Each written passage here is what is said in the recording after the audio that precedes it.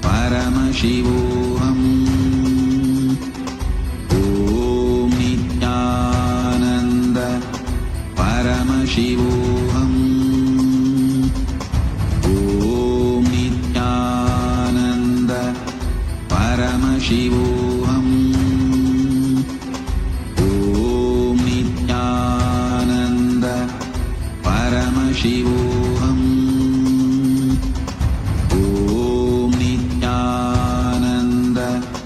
Paramashivoham. Let our biology become one with Paramashiva's biology. Let macrocosm we carry become one with microcosm. Let the microcosm we carry become one with macrocosm of Paramashiva. Let our organism become one with Paramashiva's organism. Let Paramashiva's organism become one with our organism. Let oneness become living strategy, living experience of all of us. Amda Mahabhagya. Intensely. Om Nityananda Paramashivoham. Om Nityananda Paramashivoham. Om Nityananda Paramashivoham. Om Nityananda Paramashivoham. Om Nityananda Paramashivoham. Om Nityananda Paramashivoham. Om Nityananda Paramashivoham.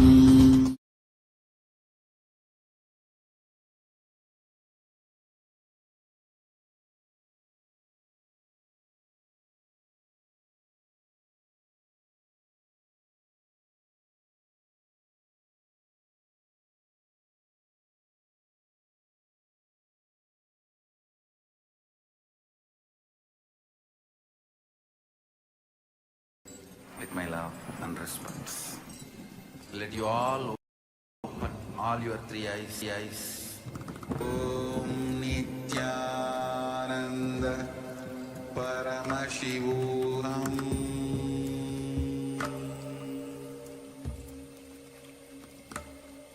Om Nityananda Paramashivoham.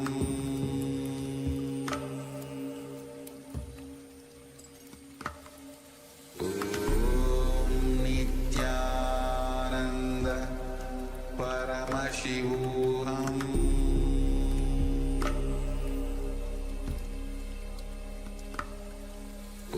Om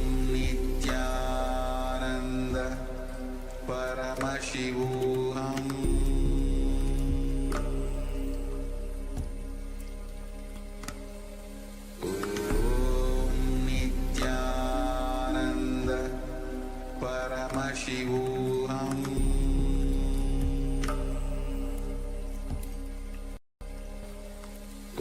Om Nityananda Paramashivoham.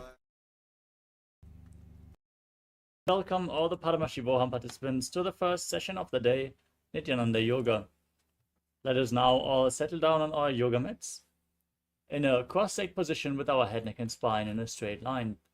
Now join your hands in Namaskara Mudra in front of your chest.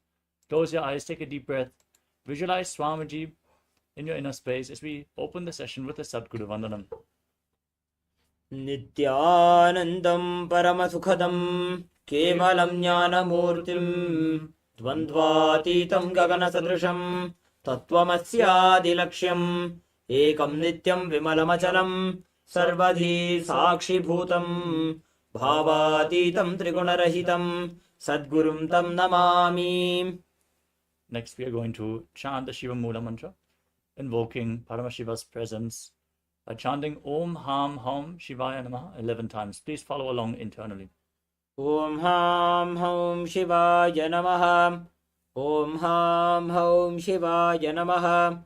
Om Ham Hum Shivaya Namaha. Om Ham Hum Shivaya Namaha. Om Ham Hum Shivaya Namaha. Om Ham Hum Shivaya Namaha. Om Ham Hum Shivaya Namaha. Om Ham Hum Shivaya Namaha. Om Ham Hum Shivaya Namaha. Om Ham Hum Shivaya Namaha. Om Ham Hum Shivaya Namaha. Om Ham Hum Shivaya Namaha. Next up is the Tadvachamanam, the ritualistic cleansing. Make sure you have your Panchapatra and Udani ready, a cup with a spoon with some water. As you keep your right hand in the Gokarana Mudra in the shape of a cow's ear, take an Udani of water, pour it into your right palm, and each time the word Swadha is chanted, sip the water from the bottom of your palm for a total of 3 times. Om Atmatattvam Shodhayami Swadha. Om Vidyatattvam Shodhayami Swadha. Om Shivatattvam Shodhayami Swadha. Now wash your right hand with the water from the Panchapatra and wipe your lips twice with the bottom of your right thumb as you chant. Om Ham Hridayaya Namaha. Wash your hand again. With your index, middle and ring finger joined together, touch above and below your lips. Wash your hand again. With your index finger and thumb joined together, touch your right and your left nostril. With your ring finger and thumb, touch your right eye, your left eye, your right ear, and your left ear. Then wash your hand again. With your little finger and thumb, touch your navel, your right chest, and your left chest. And with the tips of all the fingers, touch the crown of your head, the right shoulder, the left shoulder, and your heart center. Wash your hand once more. And clasp your right hand over the left and place your hands on your right thigh. As you set your sankalpa, your conscious resolution, your declaration, what you want to manifest, through today's ritual of Nityananda Yoga, as we chant the sankalpa mantra. Om Mamopata Samasta Duritakshaya Dwara Bhagavat Sri Nithyananda Paramashiva Prityartham Sri Nithyanandeshwari Paramashiva Shakti Sameta Sri Nithyanandeshwara Paramashiva Prityartham Cha Adya Purvokta Evam Guna Visheshena Vishisthayam Asyam Shubhadito Purna Arogya Yukta Dridagatar Yogika Sharira Siddhyartham Paramashiva Shakti Avishkaranartham Nityananda Yoga Abhyasam Karishye. Wash your hand once more. Om Mappa Upasprishya. And keep your Panchapatram and Udani aside, out of harm's way, so we can enter into the practice of yoga. Let us first cover the components of KAILASA's Nityananda Yoga. As Nityananda Yoga is designed for you to prepare yourself to experience the truth of Paramashivoham, Paramashivatva, that you are indeed Paramashiva, the ultimate, divine, universal consciousness. We prepare ourselves by performing asanas, physical postures, pranayamas, breathing techniques, where we align our breathing to Paramashiva, mudras, performing certain gestures with your hands, your limbs, and other body parts, aligning your energy circuits so you can manifest the higher realities, activate the non-mechanical parts of the brain, bandhas, energy locks, which you perform by contracting certain muscles and diaphragms in your body, preventing the prana from seeping out at the bottom of your spine and leading it along your spine to the higher energy centers and holding it there. Bandhas also align your physical organs to Paramashiva, leading to supreme health. Next up is Kalana, the sacred dance postures. Moving your limbs in synchronicity leads to intense awareness in every part of your body and makes your breathing subtle but intense, increasing the prana uptake for every breath. The next component is visualization, holding the visualization which is projected in the top right corner of the screen. You manifest the essence of the asanas, aligning your thinking to Paramashivam, manifesting Mano Shakti, the power of thinking. The next component is japa, the internal repetition of mantras. As you visualize the japa rotating around your throat in a circular way, you intensely activate the Vishuddhi chakra, cleanse it, and activate Vak Shakti, the power of speech. Next up is the external chanting of mantras. Our Acharya here is going to chant the scriptural references for all the various asanas, the words of Mahadeva himself, providing you with a high energy field, as Sanskrit has a phonetic significance. Just by listening to the mantra, energy will be infused into your body and certain non-mechanical parts of your brain, subtle brain grooves, will be awakened. The next component is weightlifting. Nityananda Yoga emphasizes on the importance on building your body as a spiritual practice, strongly building your nervous system to hold the intense energy that is poured over you during the darshans and the night. As you lift weights, your Kundalini Shakti will be awakened. We are going to point out which of the asanas it is advisable to implement weights. The next component is mandala. As you can see in the background of our acharyas, there are geometric forms and figures, lines, specific yantra, which is called the Shri Yantra or Shri Chakra, which is representing all the gods and goddesses, mimicking the universal energies in a two-dimensional form. If you visualize or gaze at this yantra, the energies will be reflected in your being, reproduced in your body. So gaze at the Shri Yantra as much as possible. The next component is Abharana, the sacred Rudraksha jewelry.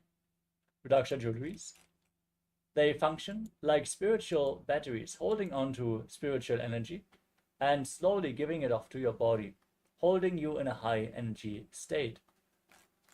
So wear Rudraksha beads at any given time, especially the Kantamala energized by the Supreme Pontiff of Hinduism around your neck. The next component is Aushadha, the sacred Siddha alchemy medicine. Applied on your skin or ingested, it infuses intense prana into your system. These medicines include, but are not limited to, vibhuti and kumkum and sandalwood paste with some turmeric. You can apply the vibhuti on your forehead. If you're a male body, please remove your upper cloth at this point and apply the vibhuti on the 16 places all over your body. As yoga is a ritual, we request all the male bodies to please remove your upper cloth. Apply the kumkum on your third eye, and the mixture of sandalwood, turmeric and water you can apply on your temples. If you have any other aushadas from the Supreme Pontiff of Hinduism, surely you can apply them as well during the yoga practice. With this, we covered all the components of Nityananda Yoga. Let us now get ready for the first asana of the sequence.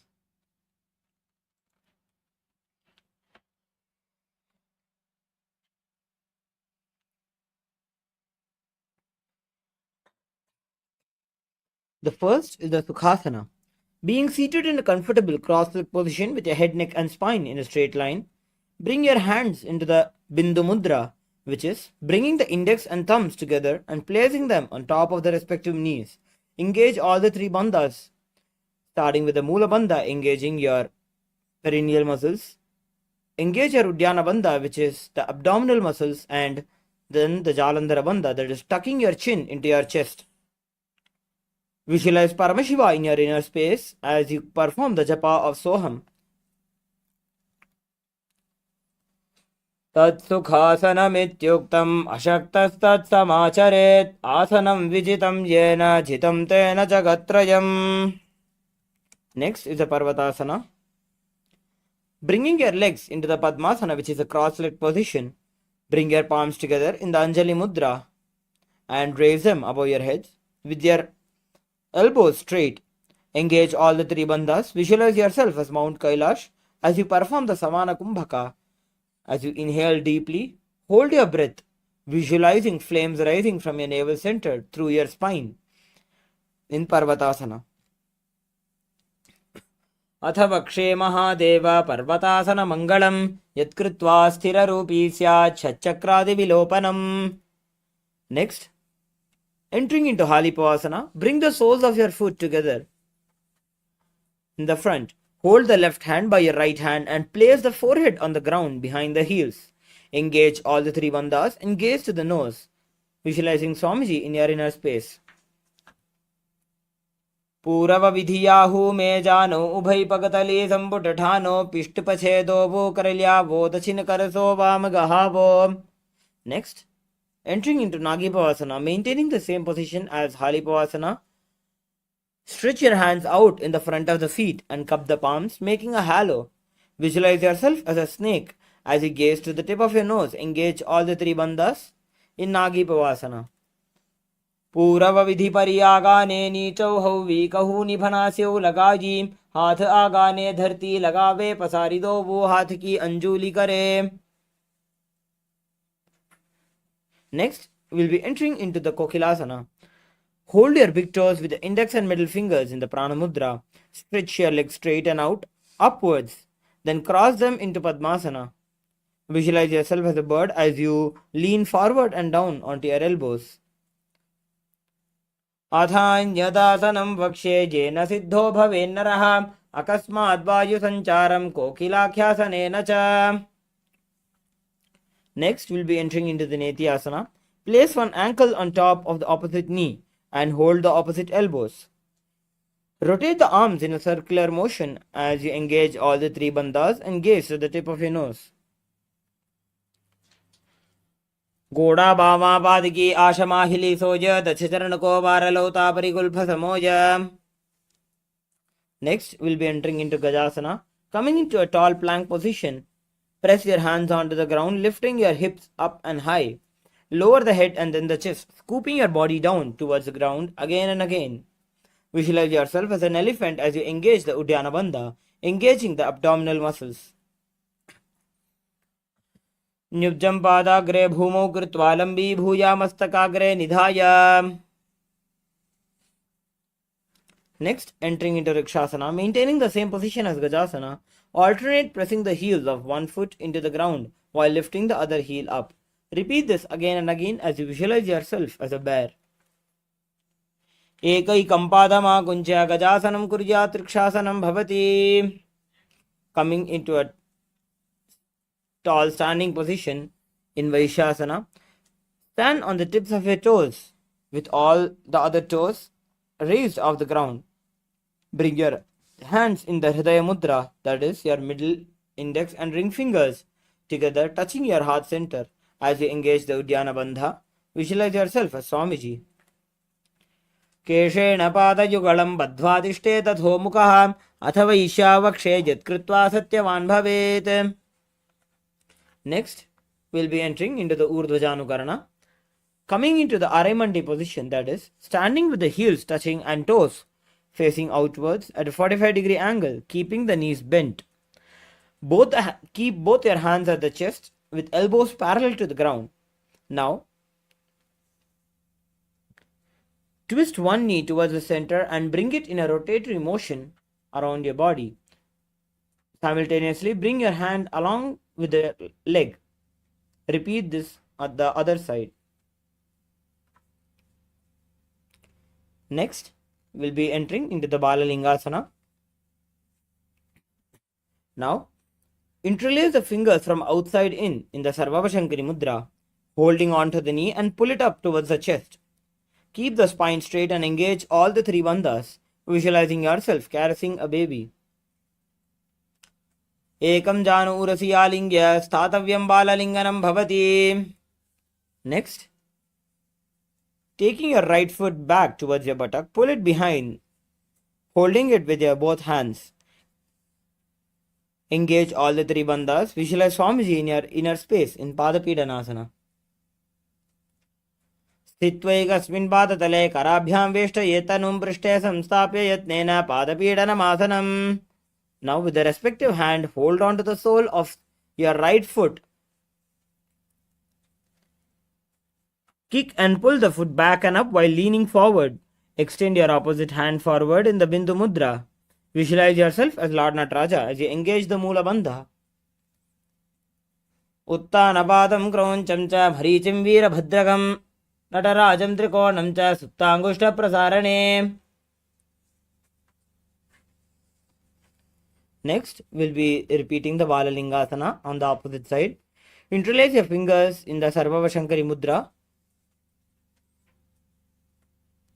Hold on to your knee and pull it up towards your chest.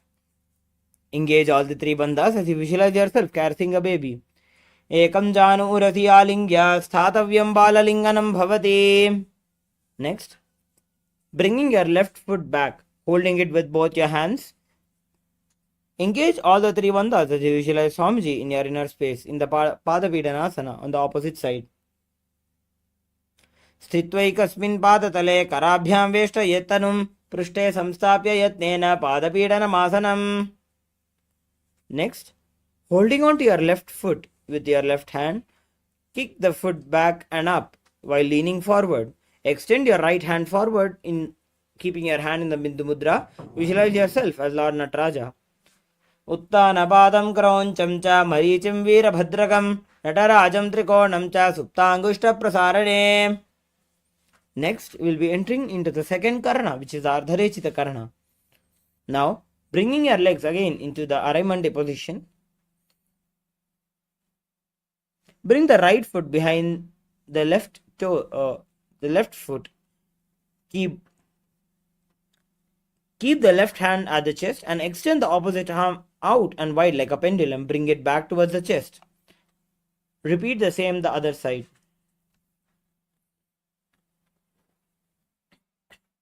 Next, we'll be performing the skeleton dance. Shake your body intensely without any proper motion. Shake your body intensely, visualizing yourself as a skeleton.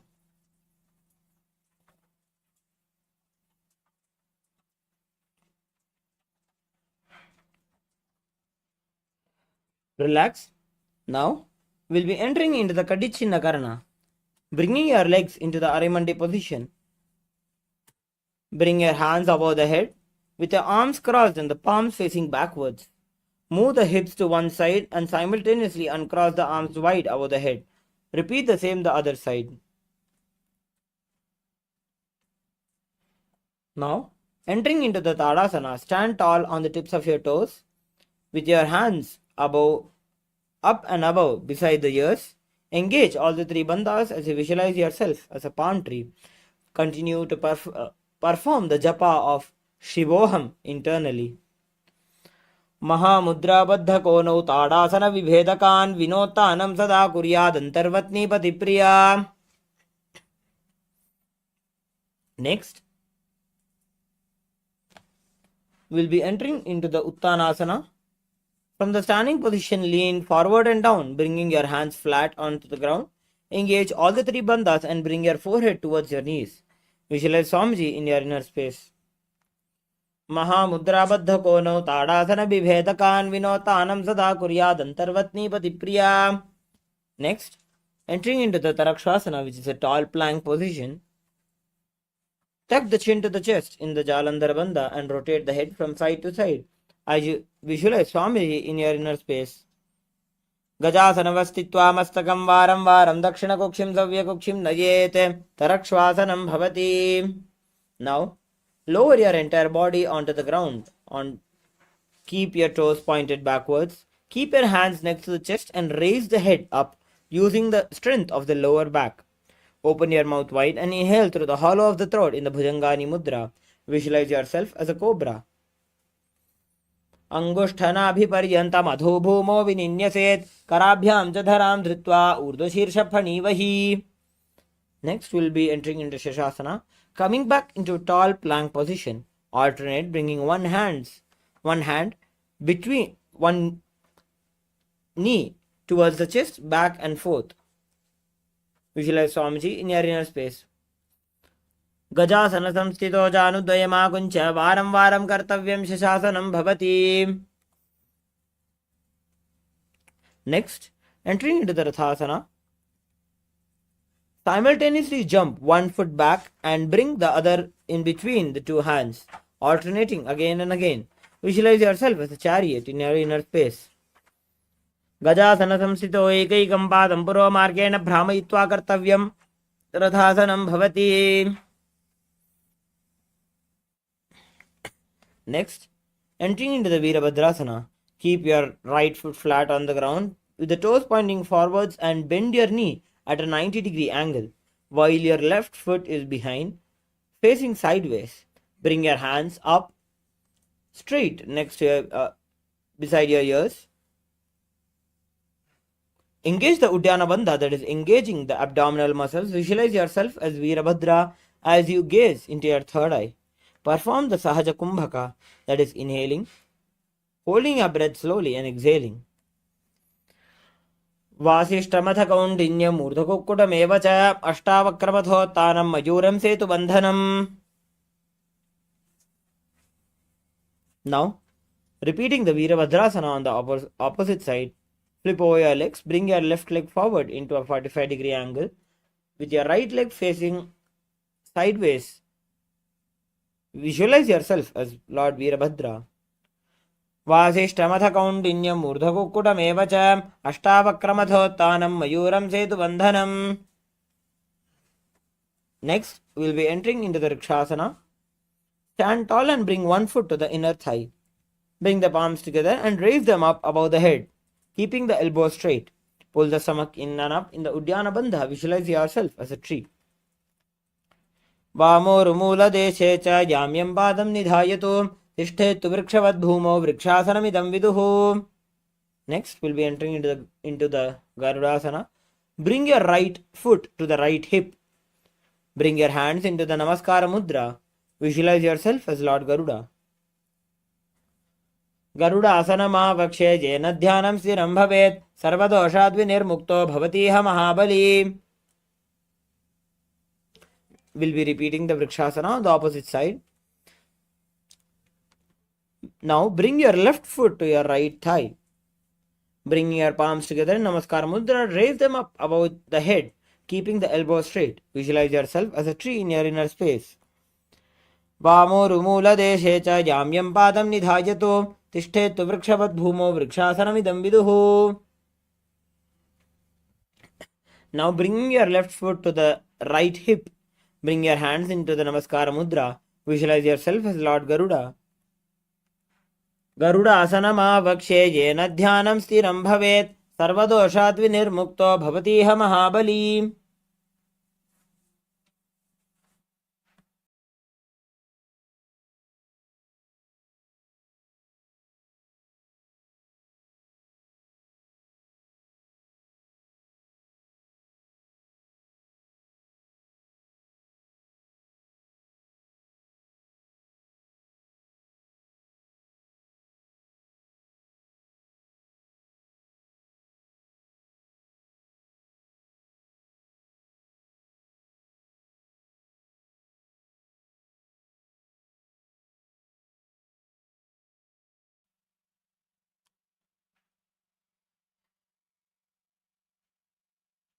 Next, we'll be entering into the Trikonasana.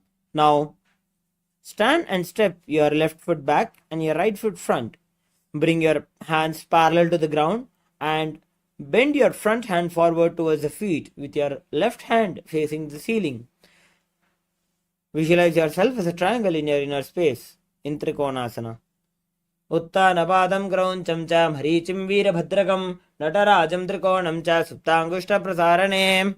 Repeat the Trikonasana on the opposite side, flipping your legs over, bending forward with your right hand facing the ceiling. Visualize yourself as a triangle. उत्तानपादं क्रौञ्चं च मरीचिं वीरभद्रकं नटराजं त्रिकोणं च सुप्ताङ्गुष्ठप्रसारणे. Next, we'll be entering into the Nikuttaka Karana, bringing your hands in the Araimandi position. Bringing your legs into the Arimandi position. Bring your hands into a parallel position in front of your chest.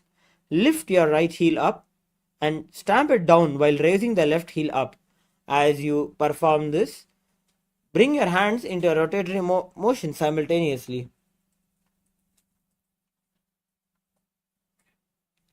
Next, we'll be entering into the Angushtasana. Lower on to the tips of your toes, placing the perineum on the back of the heels.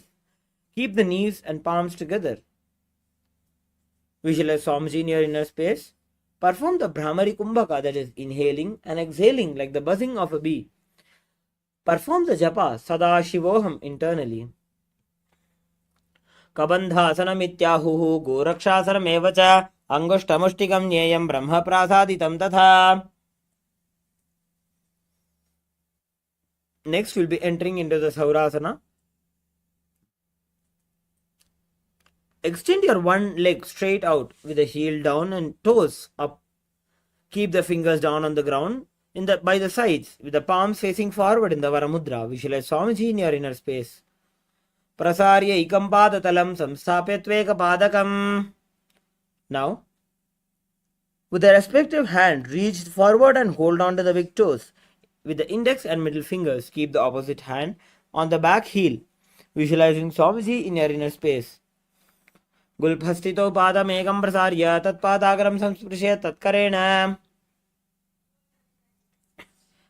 We'll be repeating the Saurasana on the opposite side. Bring your left foot front, extend it out with your hands, with your fingers by the sides with the palms facing forward in Varamudra.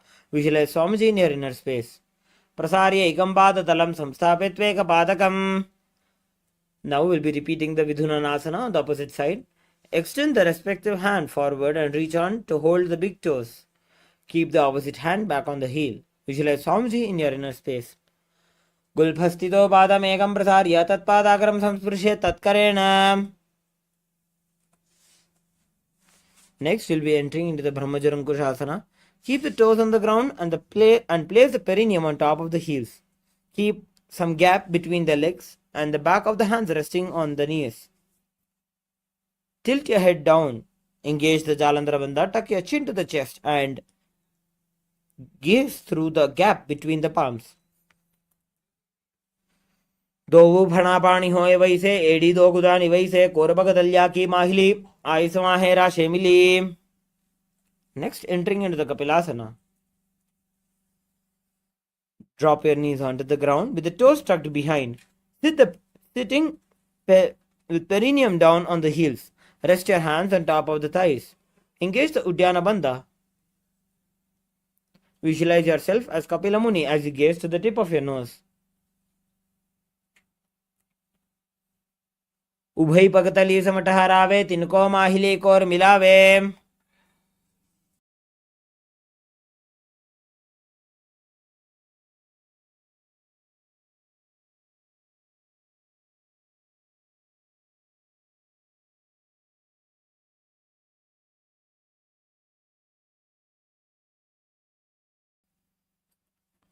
Next, we'll be entering into the Bhadragorakhasana. Maintaining the same position as Kapilasana, shift your gaze into your third eye, visualizing Swamiji in your inner space. दो पगदली संपुट करे कोरवारली भूपर इधरे कोरवारली राखे ऐसे तापरी मूल द्वार टिकी बैसे.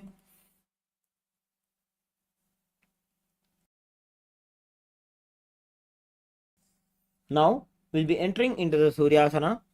Sit with your toes tucked and perineum placed on the top of the raised heels, bringing your knees off the ground. Bring your hands into the Padma Mudra and raise them up in the sky, visualizing Lord Surya in your inner space as you engage the Uddiyana Bandha. Edi do buguda taryane phana pani baithak punithane. Next, we'll be entering into the Mandukasana. Again, drop your knees down. Sit with your toes flat and perineum on the heels. Keep your hands on top of the knees and lift the tongue up against the roof of the mouth in the Manduki Mudra. Visualize yourself as a frog as you perform the Sahaja Kumbhaka, that is inhaling, holding your breath and exhaling. पादतलोपृष्ठदेशे अंगुष्ठे द्वे च संस्पृशे जानुयुग्मं पुरस्कृत्य साधयेन् Mandukasanam. Next, we'll be entering into the Uttana Mandukasana. Maintaining the same position as Mandukasana, bring your hands up, holding your back, holding the head with your elbows. perform the Manduki Mudra. Engage the Udyana Bandha as you visualize yourself as a frog. Mandukasana madhyastam kurparabhyam dhritam shiraha etad bhekavaduttanam etaduttanam mandukam. Next, we'll be entering into the Simhasana. Cross your ankles and sit on the feet. Keep your knees wide, fingers spread on top. Open your mouth wide and stick out the tongue and exhale forcefully. Gaze at the tip of your nose and repeat this several times, visualizing yourself as a lion. दक्षिणं सव्यगुल्फेन दक्षिणेन ततेतरं हस्तौ च जान्वौ संस्थाप्य स्वाङ्गुली च प्रसार्य च.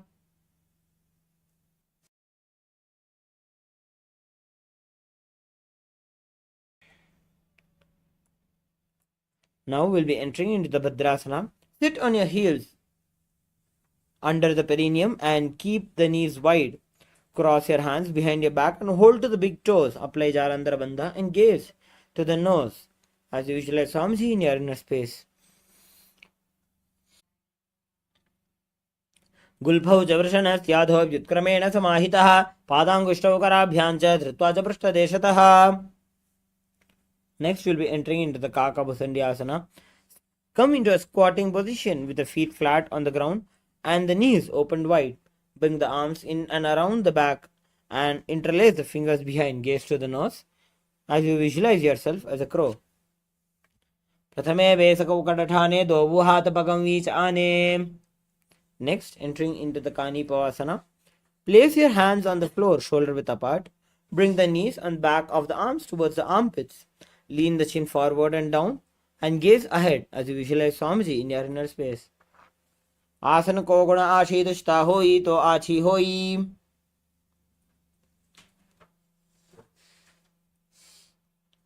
Next, entering into the Kapalyasana, which is an inverted posture. We request all the participants who are either pregnant or have any chronic diseases to please avoid any inverted postures in the Dvitiya Vinyasa Krama. Now, entering into the Kapalyasana, bring the top of the head on the ground, forming a triangle between the hands and the head. Bring the knees onto the elbows, hips over the shoulder and straighten the legs up, gazing to the tip of your nose. Visualize Swamiji in your inner space. Sisha Sisha Dharti Degi Pagadobu Miliva Ucha Kukare. Next, we'll be entering into the Parshvamayurasana. Squat on the toes with the legs together. Twist the body and place both the hands to one side. Align the elbows with the knee and hip. Lean onto the arms and balance. Extend your legs to the side and gaze to the third eye, visualizing yourself as a peacock. Mayuram Dandavat Kuryan Mayuram Danda Namakam. We'll be repeating the Parshvamayurasana on the opposite side. Before we get into the asana, we'll be performing the Rechaka Kumbhaka during the Parshvamayurasana. That is inhaling, holding your breath and focusing on a slow, deep exhale. Now, twisting your body and place both your hands to one side. Align the elbows with the knee and hip. Lean onto the arms and balance, extending your legs to the side and gaze to the third eye. Visualize yourself as a peacock. Mayuram Dandavat Kuryan Mayuram Danda Namakam. Now we'll be entering into the Bhairaganathasana. Now place both the hands onto the ground. Come into a plank position. Step one foot outside the respective shoulder, bringing the foot between the hands. Gaze to the third eye. Visualize yourself as Lord Kala Bhairava. Asana Koguna Biti Jayi. Next, we'll be repeating the Bhairaganathasana on the opposite side. Stretch. Step one foot outside the respective shoulder and bring the foot in between the hands. Gaze to the third eye. Visualize yourself as Kala Bhairava. Asana Koguna Piti Jayi. Next, we'll be entering into the Unmukha Pithasana. From Tarakshvasana, place your forearms on the ground and walk the feet forward, bringing the hips up. Gaze to the third eye and visualize yourself as Swamiji. Bhunyastau januni hastau chatushpadama vangmukham utthapitanghri ugala katistalam abhiruka. Now, we'll be entering into the Vasishthasana. Roll your body onto one hand. Raise the opposite hand up. Keep balancing the hand directly beneath the shoulders. Raise the hips and gaze toward the sky. Visualize yourself as sage Vashishta. ऊर्ध्व कुक्कुटवासिष्ठ मरीचिहल मत्स्य कंबरि वृत्तिं चोद्रस्य विविधं धनुरासनम. Now we'll be repeating the Vasishthasana on the opposite side. Roll on to the other side of the hand. Bring the other side up towards the sky. Raise the hips and gaze towards the sky, visualizing yourself as sage Vashishta. ऊर्ध्व कुक्कुटवासिष्ठ मरीचिहल मत्स्य कंबरि वृत्तिं चोदरस्य विविधं धनुरासनम. Now, coming into the Anjani Asana, that is a seated posture. Bring your hands under the buttocks with the palms facing up. Keep the spine straight and elbows close to the body. Tuck the chin to the chest in Jalandhara Bandha and visualize yourself as Lord Hanuman as you gaze to the nose. Dobo karki ubhay hateli koravareli maile bheli.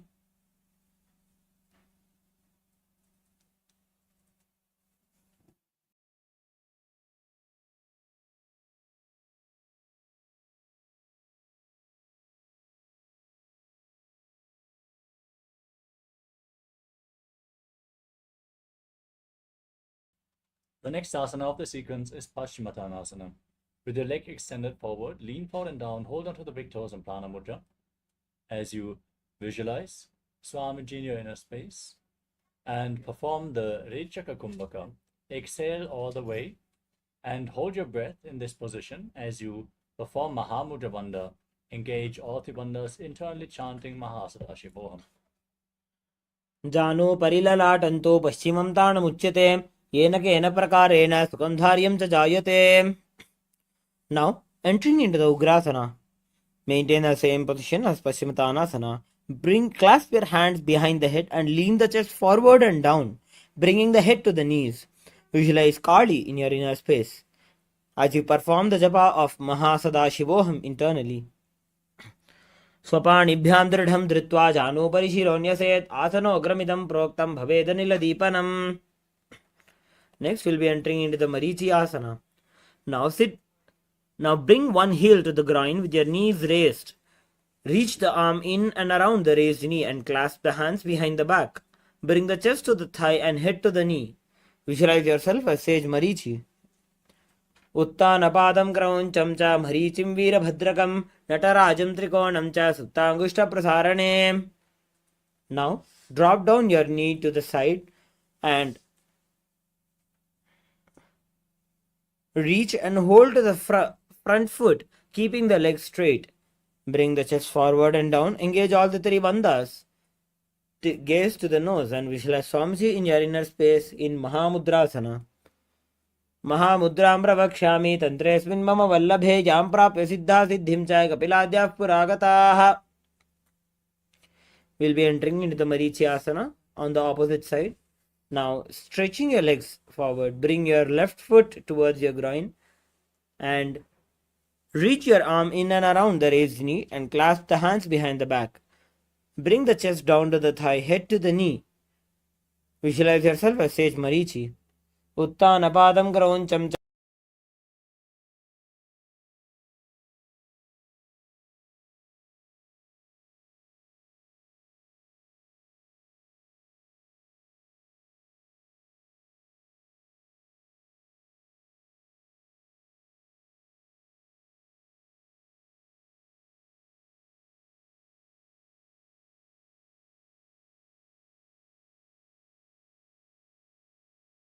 sage Marichi. उत्तानपादं क्रौञ्चं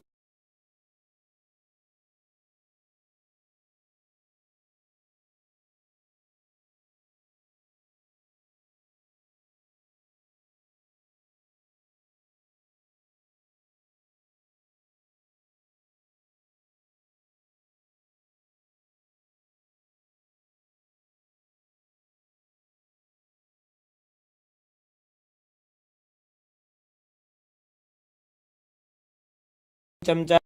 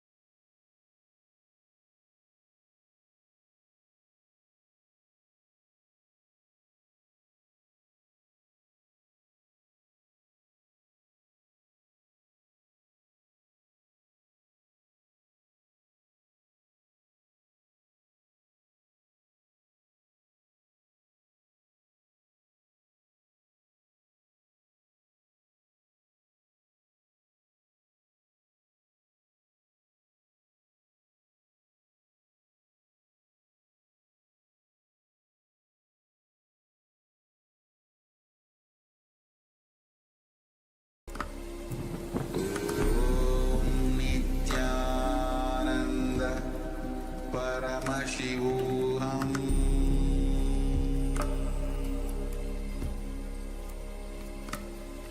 Om Nityananda Paramashivoham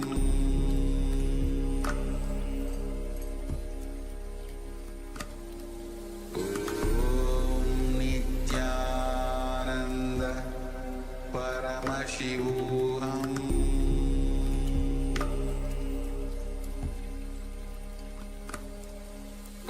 Om Nityananda Paramashivoham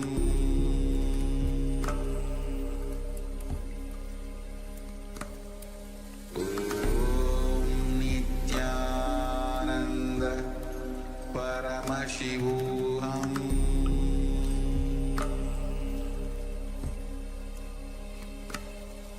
Om Nityananda Paramashivoham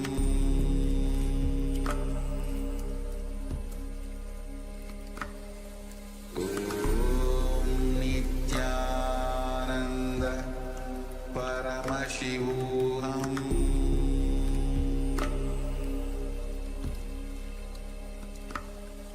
Om Nityananda Paramashivoham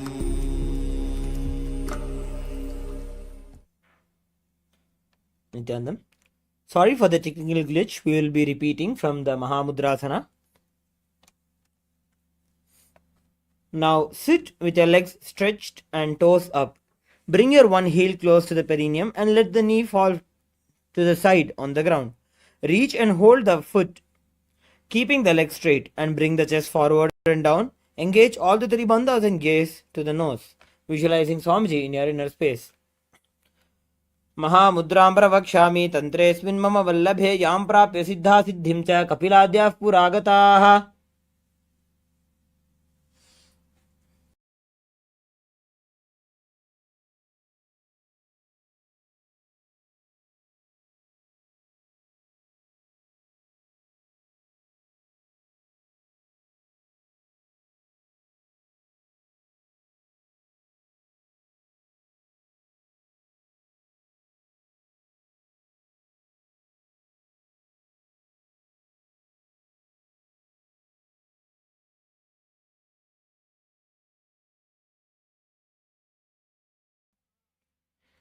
Next, we'll be entering into the Bhadrasana 2.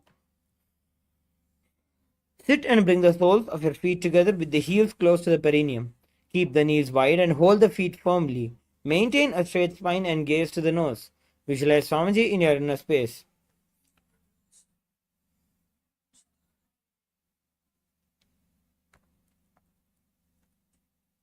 गुल्भौतवृषणस्यादः सीवन्त्याः पार्श्वयोः क्षिपेत् पादपार्श्वे तु पाणिभ्यां दृढं बद्ध्वा सुनिश्चलम्. Next, entering into the Gvalipavasana. From Bhadrasana, extend the feet away from the body, toes touching together and the heels apart, with the knees open. Place the hands on the respective knees and engage the Jalandhara Bandha, tucking your chin to the chest. Gaze to the nose and visualize Swamiji in your inner space. पूर्व चरपट चौक कख्यो सोई वाही विधि जो कीजे सोई. Now, entering into the Joniasana. Keep the soles of your feet together and heels close to the perineum. Hold the soles of the feet and lean forward and down, bringing the forehead to the feet and gaze to the nose. Visualize the Yoni Mandala in your inner space. दो पकतली संपुट करे AD made के ढिंग दरे अर्धहात को अंतर राशे लीलाट पकथलियां ऊपर दाशे. Now, entering into the Midaki Pavasana. Sit and keep your heels together and toes apart and the knees wide. Lean forward and down. Extend your hands out and wide with the palms on the ground. Bring your forehead to the ground behind the heels and gaze to the nose. Visualize Swamiji in your inner space. Purava Vidhi Paripagathali Sambodashola Edi Mili Rashe. Now we'll be entering into the Siddha Samadhi Asana. Sit and keep your toes together and heels apart. Bring your arms below the shins.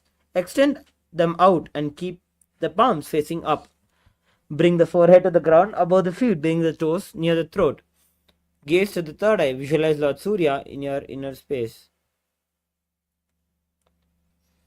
दोबू पगदली संबुट करे, सोले मेढ़ आगा मेधरे, अंगुल 8 अंतरो राशे, AD को ऐसे विदिदाशे. Next we'll be entering into the Chinaki Pavasana. Sit and keep the heels together and the toes apart. Hold the feet and open them up like a book, bringing the soles towards the sky. Press the elbows onto the thighs and towards the knees. Gaze to the nose. Visualize Swamiji in your inner space. दो पगा की एड़ी धरती मगिवा मेढ़ लगावे. Next, we'll be entering into the Charpata Chokasana. Bring the soles of your feet together with the heels of the perineum in knees to the ground. Place the hands on the knees and gently press them down. Engage the Uddiyana Bandha. Pulling the stomach in and up towards the spine. Gaze to the third eye. Visualize Swamiji in your inner space. दोबू पकदली संपुट धारे, आगा ने करे जारे पसारे, गोड़ा भूसो लगता राशे, हाथ दोबू गोड़ा परिदाशे. Next we'll be entering into the Bhairavasana. Sit and bring the soles of your feet facing together and the knees wide. Lift the heels up and bring the toes down onto the ground. Keep the knees to the ground and pull the stomach in and up in Uddiyana Bandha and place the hands on the knees in the Bindu Mudra. Gaze to the third eye. Visualize yourself as Lord Kala Bhairava. गुल्भौ सम्पीड्य चान्योन्यं व्युत्क्रमेणोत्थितं शनैः जान्वोः पार्श्वगतौ हस्तौ दण्डवद्भैरवासनम्. Next is the Samasana. Now sit with one heel at the perineum, lift and hold the other foot, pulling the sole of the foot onto the chest. Gaze to the third eye and hold the breath in the Mooladhara Chakra, visualizing Swamiji in your inner space. Samanasana Siddhamantradi Sadhanate. Next, bring your right foot over your shoulder. Raise the other foot up and straight into the sky. Keep the hands on the ground to the sides and gaze to the third eye. Visualize Swamiji in your inner space in Apanasana. Kevalam padame kancha skandhe charope yatnataha. We'll be repeating the Samanasana on the opposite side. Now, sit with your right foot at the perineum. Lift and hold the left foot towards your chest and gaze to the third eye. Hold the breath in the Mooladhara Chakra. Visualize Swamiji in your inner space. Samana asanama vakshe siddhamantradi sadhanat. Next, we'll be entering the Apanasana.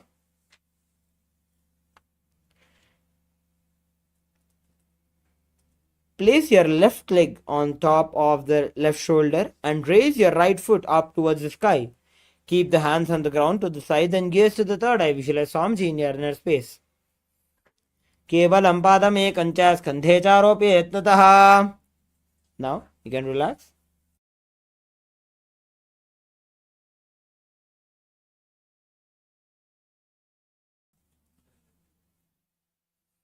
We'll be entering into the Gomukhasana. Sit and cross one leg over the other, aligning the knees at the center of the body. With the feet by opposite hips, place both the hands on top of the stacked knees. Gaze to the nose. Perform the Sitkari Kumbhaka. Visualize the face of a cow. Perform the japa of Om Nithyanandoham internally.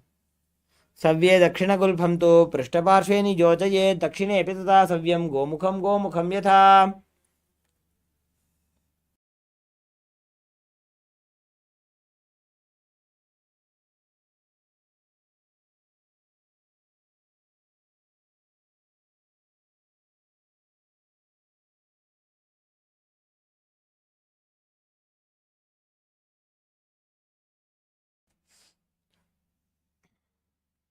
Next, we'll be entering into the Anusuyasana. From the Gomukhasana position, hold the big toes with the index and middle fingers. Relax the shoulders and pull the stomach in and up in Uddiyana Bandha. Gaze to the nose. Visualize yourself as Rishika Anusuya. दक्षिण गोड़ो नीचो ठाने बाबों तागे ऊपर आने गोड़ा संधि मिलावे भारी आड़ा पद बुनि दे संधि पसारी. Next is the Anusuyasana 2. From the Gomukhasana position, interlace your fingers behind the back. In Parashamudra, lean forward and down. Bring the chin over the knees and touch the nose to the ground. Gaze to the nose. Visualize yourself as Rishika Anusuya. Jimana Goda ki sandhi, Uprida Vagoda ki sandhi. Next, we'll be entering into the Garudasana. Sit on the ground with one heel pressed against the perineum. Keep the opposite foot on the ground in front of the other. Keep the spine tall and chest out and hands on the respective knees. Gaze to the nose. Visualize yourself as Lord Garuda. Davopakamodi edi mahila gulbhamula dwarini chaide. Next, we'll be entering the Naradasana. Sit and place the perineum on top of the heels. With the top of the foot flat on the ground, place the opposite foot on the ground in front of the opposite foot. Interlace the fingers behind the neck and twist outside of the raised knee and gaze to the third eye. Visualize yourself as sage Narada. Pishtu javama pagdali keri bhuparita hilagave pheri. Next, we'll be performing the Matsyapitakasana. Place one foot on top of the opposite thigh and wrap the respective arm around the knee, holding on to opposite shin. Extend opposite hand straight and hold on to the respective toe with index and middle fingers. Gaze to the nose. Visualize Matsya, the fish avatar of Bhagavan Vishnu. Vamena vamangushtanto grihitam Matsyapitakam yoni vamena sampidya medhradupari dakshinam.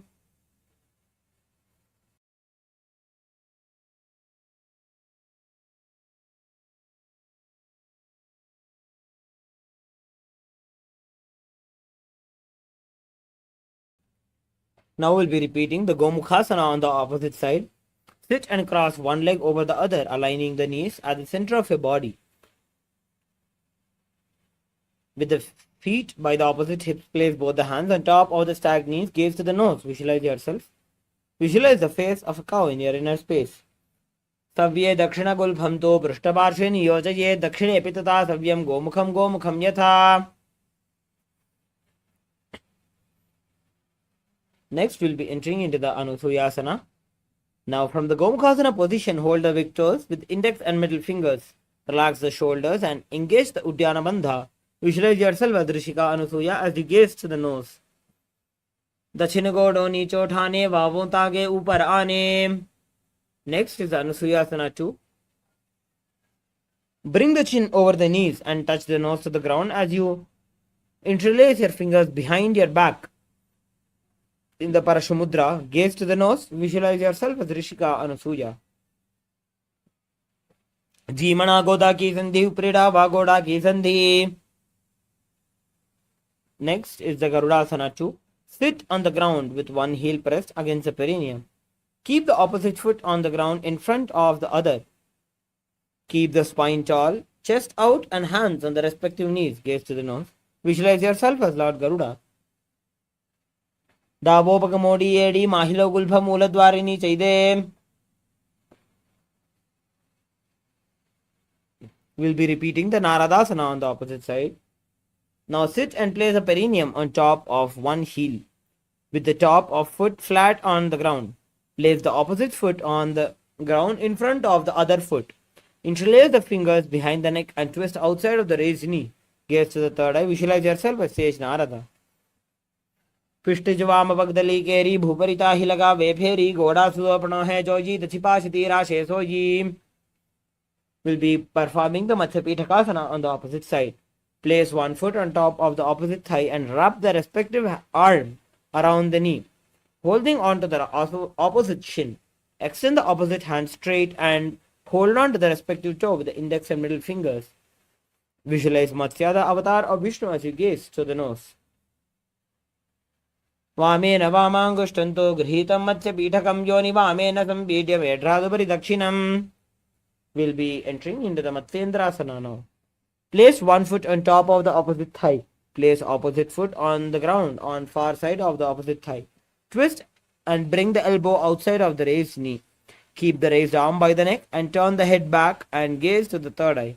Visualize Matsyendranath, a great sage and master of Hatha Yoga. उदरं पश्चिमाभासं कृत्वा तिष्ठति यत्ततः नम्राङ्गं वामपादं हि दक्षजानुपरिन्यसेत्. Now bringing your left hand down to the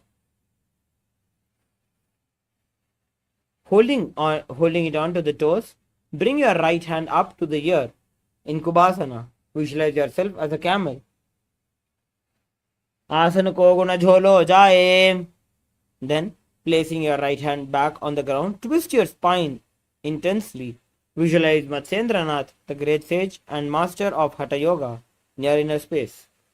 Matsyendra Bidham Jadara Pradiptim Prachanda Rukmandala Khandanastram. Next, we'll be repeating the Matsyendrasana on the opposite side.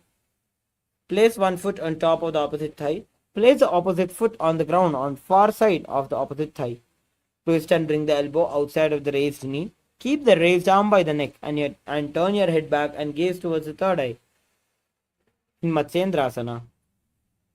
उदरं पश्चिमाभासं कृत्वा तिष्ठति यत्ततः नम्राङ्गं वामपादं हि दक्षजानुपरिन्यसेत्. Now, bring your right hand to the toes, holding the toes with the index and middle fingers. Bring your left hand to the ear. Visualize yourself as a camel. Asana ko guna jholo jaye. Dropping your left hand back down. Twist your spine intensely in Matsyendrasana 2. Matsyendra Bidham Jadara Pradiptim Prachanda Rukmandala Khandanastram.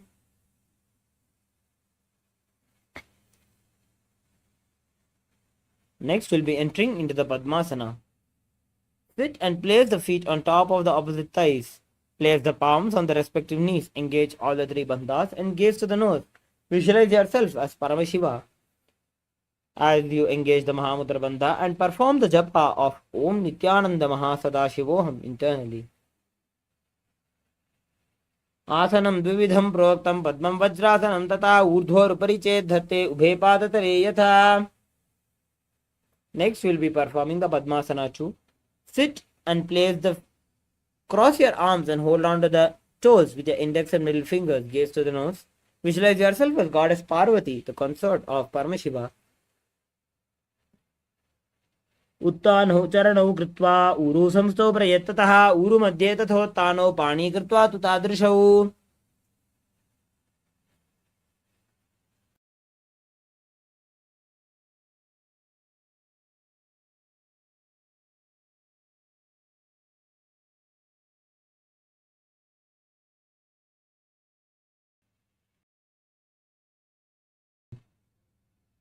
Next, we will be entering into the Kukkutasana. Sit and place the feet on top of the opposite thighs in Padmasana. Place the palms on the ground between the two thighs and lift the body up. Visualize yourself as a rooster. Padmasanam samstapya nanvorau rantare karo. Now, dropping your body back down on the ground. Sit. Rise up onto the knees and place the palms on the ground with the fingers pointing towards the body. Keep the elbows together and press them against the navel, then lean forward and find balance, extending the knees up and off the ground in Baddhakekyasana. Dharamoshtabhakaradvayena tatkorpari sthapitanabhiparshvaha.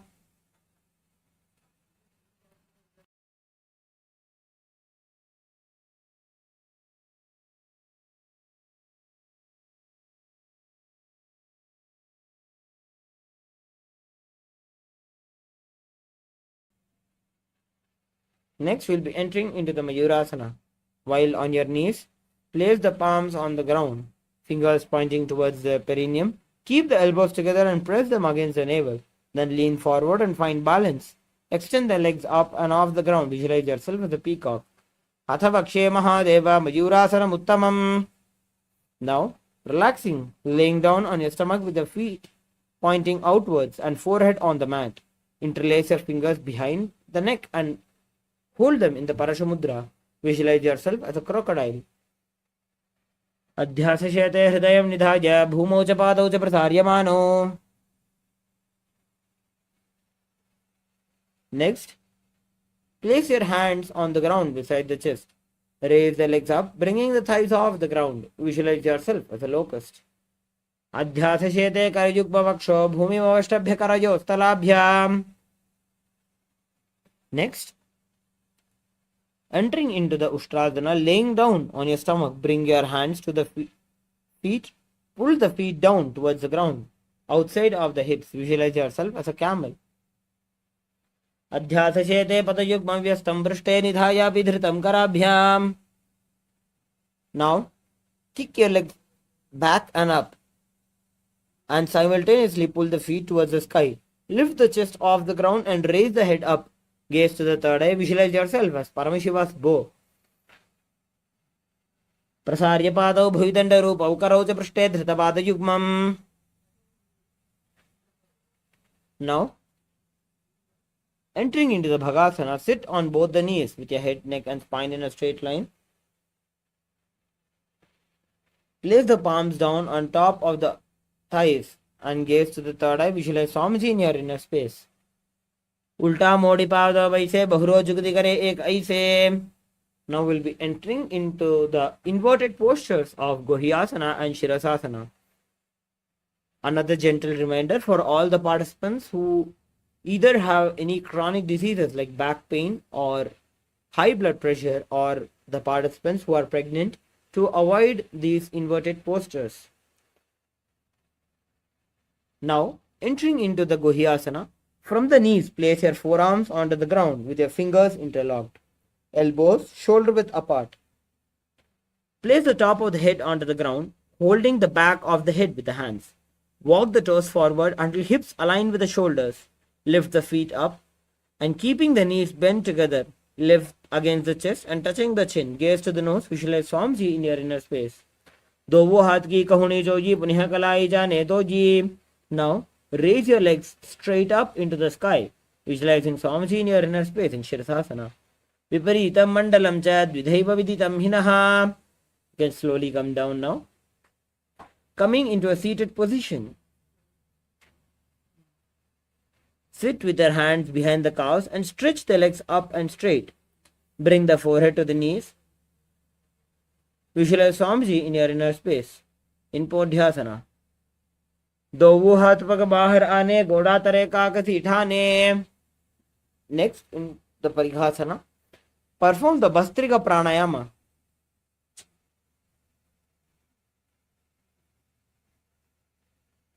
Next, in the Parighasana, perform the Bastrika Pranayama, which is rapid inhalations and rapid exhalations. Now, sit and extend the legs out and up at 45-degree angle. Bring the hands behind and hold the opposite shoulders. Keep the chest upright and legs straight with the toes pointed. Visualize yourself as a mace as you gaze into your third eye. Uttana shayanam kritva padau militva prasarya. Now, sit and extend the legs out and up at a 45-degree angle. Bring the elbows down onto the ground beside the hips. Keep the chest upright and legs straight and toes pointed in Naukasana. Uttana shayanam kurparabhyam bhumim vaschabhya hastau nitammam nidhaya. Now, next is the Rudrasana. Sit and lift the feet up. Scoop the hands under the heels and pull the feet towards the chest. Keep the spine straight and gaze to the nose. Visualize yourself as Lord Rudra in Rudrasana. Pagthali samputakari hatasya upaka uchayi. Next, lay down on your back with the feet flat on the ground. Place the palms down and fingers just touching the back of the heels. Lift the hips up and high, pressing the feet into the ground. Engage the Jalandhara Bandha, tucking your chin to the chest and gaze to the nose. Visualize Swamiji in your inner space. Urdhve chajanuni kritva shavitvordhva mukham tatha. Next, finally, entering into the Shavasana. Lay down on your back with the palms facing upwards. Completely unclutch from any micro movements in your body. Let the body remain dead. Visualize the body is dead and the Supreme Pontiff of Hinduism is liberating you in Shavasana. Uttanam Shavavad Bhumau Shayanam Tu Shavasanam Shavasanam Shrantiharam चित्तविश्रान्तिकारणम्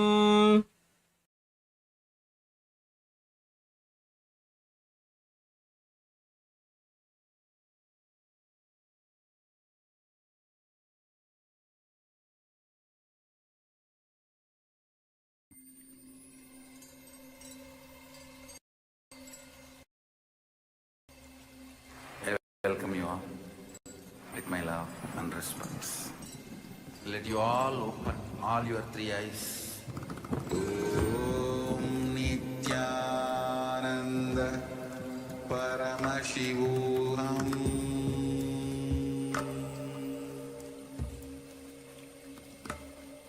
Om Nityananda Paramashivoham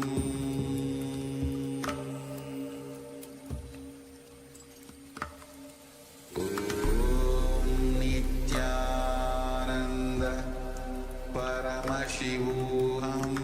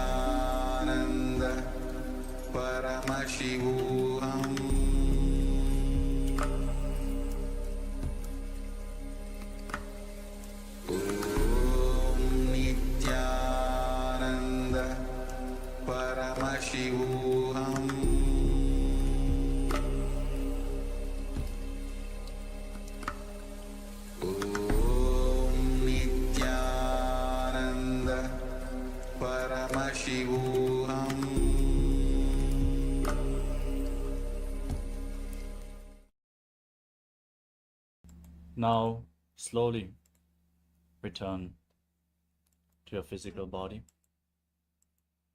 Wiggle your fingers and toes, your wrists and your ankles, your elbows and your knees. Pull your knees up towards your chest. Rock your body from side to side, slowly returning to a comfortable seated position.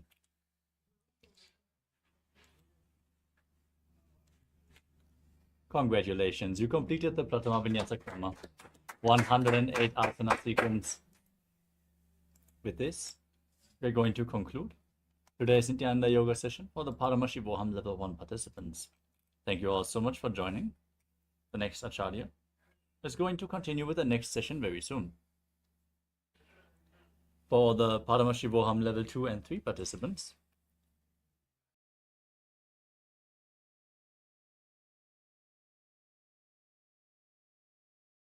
we are now going to continue with the Dvitiya Vinyasa Krama, so get ready.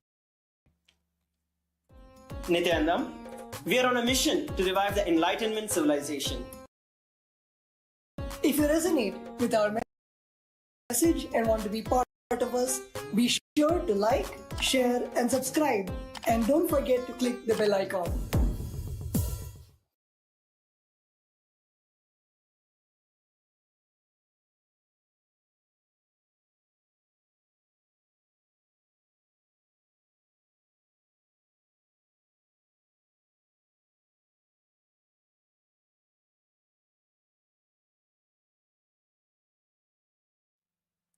Yes. Now let us get ready for the next asana of the sequence, which is Yathasana Ishtasana. Now sit in a posture that brings ease to your physical and mental space. Any posture is fine, as long as it's comfortable for you. Place your hands on top of the knees in Bindu Mudra. Index fingers and thumbs together. Visualize Swamiji. Breathe in Samana Kumbhaka. Inhale deeply into your stomach. Hold your breath and visualize the fire being kindled in your navel as you perform the Mula Bandha and internally chant Om Nityananda Paramashivoham.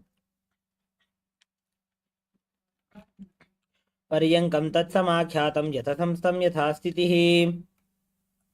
Next up is Samasana. From a cross-legged position with your hands on top of the knees in Bindu Mudra, visualize Swamiji and start inhaling and exhaling deeply again and again as you perform Samana Kumbhakam. Idanim garbhininam yogabhyaso yatha laghu sukha prasavalaabhaya prochate praktane pathi. Next up is Muktasana. Now bring the left heel against the perineum and the right foot stacked on top of the left foot. Keep your hands flat on the knees as you gaze to your nose and visualize yourself as a sage liberated by the Supreme Pontiff of Hinduism. Nibedhyase vinim sukshmam dakshinetara gulpataha vamam yam yena gulphena muktasanamidam bhavet. Next up is Siddhasana. From the same posture. Now gaze up towards your third eye and visualize Swamiji in your inner space. Thano samyamitendriyo chaladrisha pashyan bhruvorantaram chaitan mokshakapata bhedajanakam siddhasanam prochyate.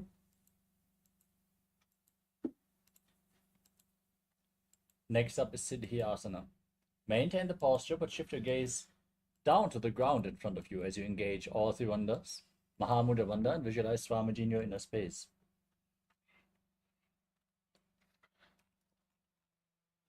Vamapadake idi jano sivani madhitasako thano. We move on to Rudrasana too.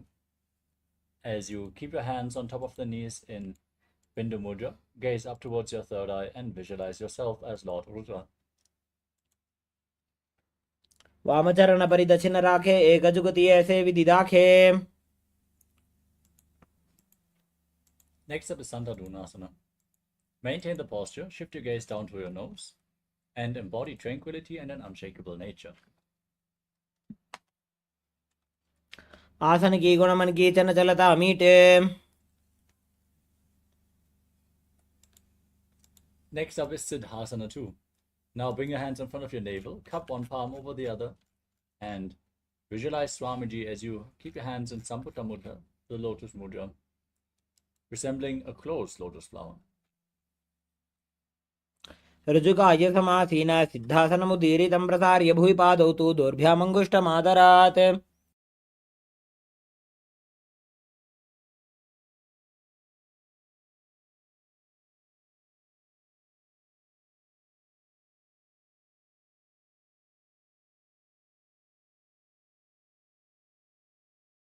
Next up is Bandha Yoni Asana. Now, set the Sankalpa to manifest the womb of creation. As you inhale all the way, hold your breath, and then lock your 5 senses with your hands. Bring your little fingers to the mouth, the ring fingers closing the nostrils, middle and index fingers closing your eyes, and the thumbs closing your ears in Bandha Yoni Asana. यत्र मध्ये महादेव बन्धयोन्यासने शृणु यत्कृत्वा खेचरो भूत्वा विचरेदीश्वरो यथा. Next up is Virasana. As you place the right foot onto the left thigh and the left foot below the right thigh, keep your hands on top of the knees in Bindu Mudra and embody the state and space of bravery. एकं पादमथैकस्मिन् विन्यस्योरुणि संस्थितः इतरस्मिंस्तथा चोरुं वीरासनमुदीरितम्.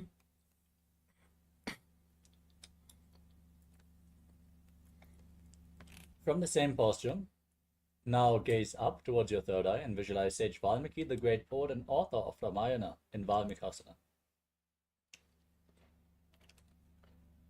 दावा पग की पगथली पुनि एड़ी है जोज.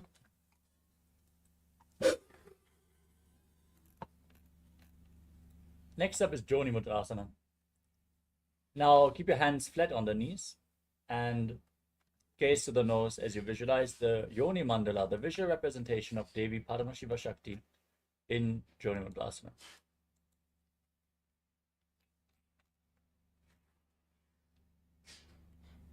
वामपाद की पगतली जाहि माहिली core.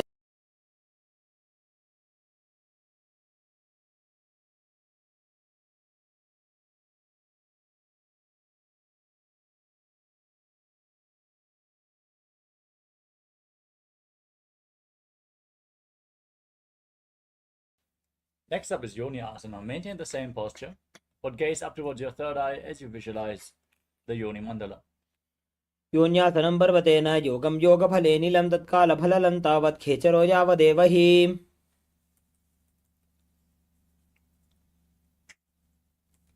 Next up is Vajrasana 3. Now bring the soles of your feet together in front of your body, heels close to your perineum. Interlock the fingers around the feet as you pull your knees down towards the ground. Gaze to your nose. Pull your stomach in and up in Uddiyana Bandha and visualize yourself as Lord Vidavata. गुल्भौ च वृषणस्यादः सीवन्त्याः पार्श्वयोः क्षिपेत्. Next up is Aghorasana. Now keep your left hand on the left knee and cover your mouth with the right hand. Close the left nostril with the index finger. Inhale through the right nostril. Then close your right nostril. Hold your breath. After holding the breath, exhale through the left and then inhale through the left again.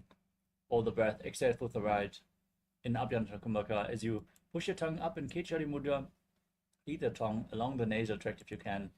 Gaze to your third eye and visualize yourself as an Aghori.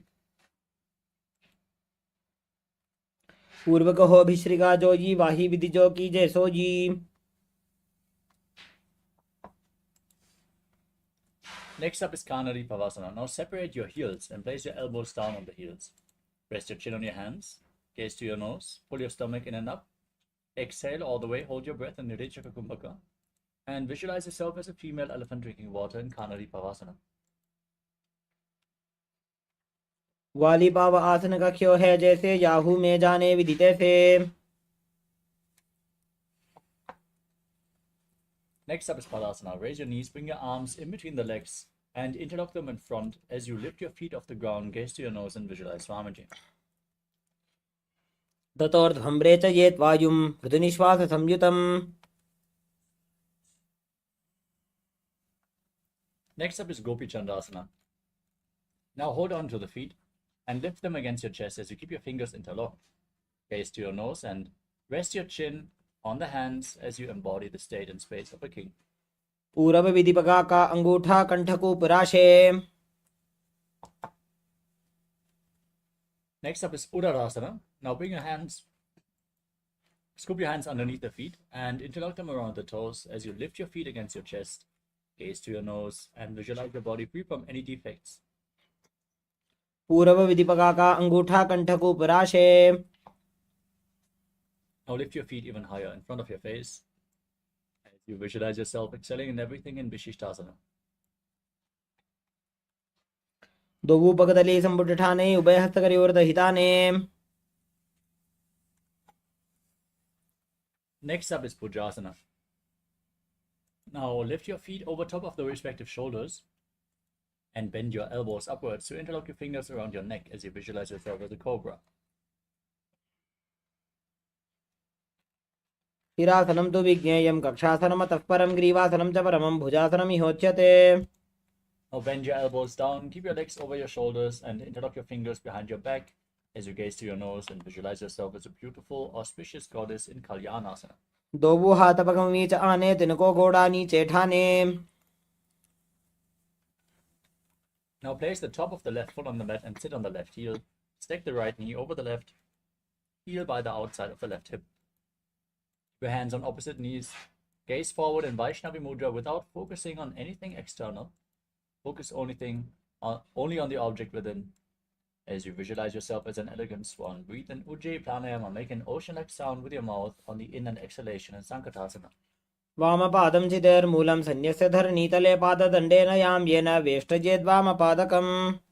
Now slide the left foot outside the hips, sit on the ground, engage Uddiyana Bandha, keep your hands on the top knee and visualize a cow in Dhenukasana. अनुषागी Nagar पंचडं वृषीलिन्दकल्यम्नी. Now slide the right foot on top of the left thigh and bring the left foot onto the right knee. Bring the left arm behind your back, twist your back to hold onto opposite thighs with your hands. Gaze up and visualize Swamiji in Machandrasana. वामजंग प्रदक्षिण ठाने वामहस्त पृष्ठे दिशा आने. Untwist your spine, hold onto the feet and lean forward and down, placing your forehead on the ground as you visualize Swamiji in Machandrasana too. प्रथम जी मनो चरण जोजोयी वामजंग परिराखे सोयी. Now rise up, interlock your fingers and place them on the top knee. Engage all three bandhas as you visualize Swamiji, your Guru, in Guru Asana. ऊर्मूले इतरपादस्य कनिष्ठिका प्रदेशगुल्फं संस्थाप्य. Now bring the top of the right foot on the mat as you repeat Sankatasana. Sit on the right heel, stack your knees, keep your hands on opposite knees and visualize yourself as a swan. वामपादं चितेर्मूलं सन्यस्य धरणीतले पाददण्डेन यां येन वेष्टजेद्वामपादकम्. Now repeat Dhenukasana. Engage the Uddiyana Bandha. Keep your hands on the top knee and visualize a cow. अनुषागी Nagar पंचडं वृषीलिन्दकल्यम्नी. Now repeat Machandrasana. Bring the left foot onto the right thigh and the right foot onto the left knee. Twist your right arm behind your back, hold on to your thighs and gaze up as you visualize Swamiji in your inner space. वामजंग प्रदक्षिण ठाने वामहस्त पृष्ठे दिशा आने. Now untwist your spine, hold onto your feet and place your forehead on the ground in Machandrasana too. प्रथम जी मनो चरण जोजोयी वामजंग परिराखे सोयी. Next up is Guru Asana on the other side. Interlock your fingers, place them on the top knee and visualize Swamiji, your Guru. ऊर्मूले इतरपादस्य कनिष्ठिका प्रदेशगुल्फं संस्थाप्य. We move on to Pashasana. Now place your feet on the ground and raise your knees against your chest. Hold onto the knees with your hands as you press your tongue up in Kechari Mudra, gaze to your third eye and visualize Swamiji. पादतले भूमो निधाय जानन्योरसि निधाय विपरीत हस्ताभ्यां गुरु सहित जंगे निबध्य. Next up is Bodha Shukrasana. Now hold on to opposite wrists with your hands. Place your chin on the knees, gaze to your nose and visualize yourself residing in an abode of bliss in Bodha Shukrasana. दोबू पगदली भूपरिधरे कोरमाहिली ऐसे करे. Next up is Kurakatasana. Now bring your hands below the knees, hold on to opposite elbows, gaze to the nose and visualize Swamiji. दोबू पगदली भूपरिधरे कोरमाहिली ऐसे करे. Now keep your hands underneath the knees, holding onto the elbows. Cross the right ankle over top of the left, toes pointing up, as you gaze to the nose and visualize the great sage and Maharishi Sumati in Sumati Asana. मूलद्वारी धरती परिठाने डावा पग वृद्ध छबद आने.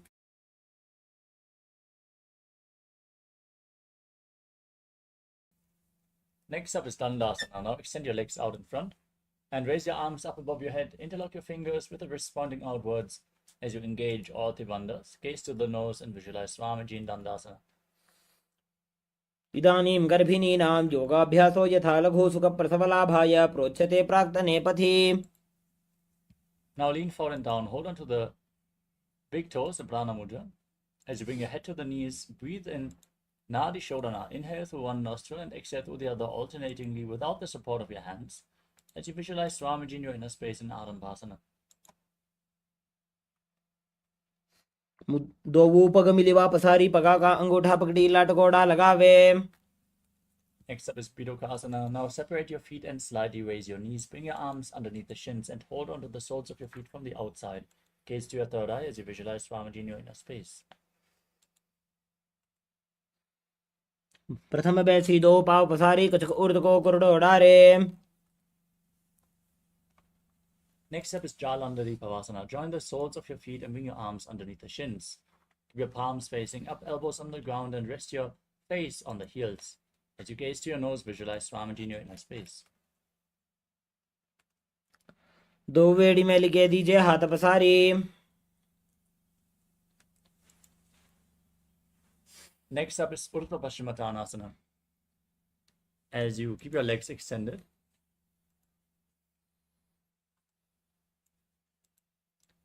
bring one leg behind your neck and lean forward and down, holding onto the front foot with both hands. As you visualize Swamiji in your inner space, breathe in Pratyahara Pranayama. Visualize that the prana within your body is flowing upwards through the 9 points as revealed by Mahadeva. पश्चिमतानवत् संस्थितिं कृत्वा एकं पादं ग्रीवायां धृत्वा तिष्ठेत्. Now lean back with the leg behind your neck. Hold onto the foot with the opposite hand. Gaze to your nose and visualize you are infinite, endless, eternal in Anantasana. उत्तानशयनी एकैकं पायी ग्रीवायां विन्यस्य. Next up is Ankushasana. Now roll onto the side of the hand, holding onto the foot as you gaze to your nose and feel in complete control. उत्तानशयित एकैकं पादं ग्रीवायां कुर्वन्. Next up is Tridushasana. Lay on your back and pull your knees towards your chest.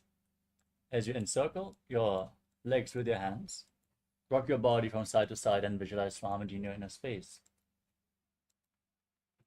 उत्तानशयनं जानुनी हृदये पष्टम्भ जङ्घासहितौ ऊरूनि करद्वये बद्ध्वा. Now repeat Urdhva Paschimottanasana on the other side. Now lean forward and down with the leg behind your neck. Hold onto the front foot. Breathe in Pratyahara Pranayama. Focus on the prana flowing through the 9 points of your body, which are the soles of the feet, the regenerative organs, the navel, the heart, the throat, the uvula, the center of the eyebrows, the top of your forehead, and the Brahmaranda, the crown of your head. पश्चिमतानवत् संस्थितिं कृत्वा एकं पादं ग्रीवायां धृत्वा तिष्ठेत्.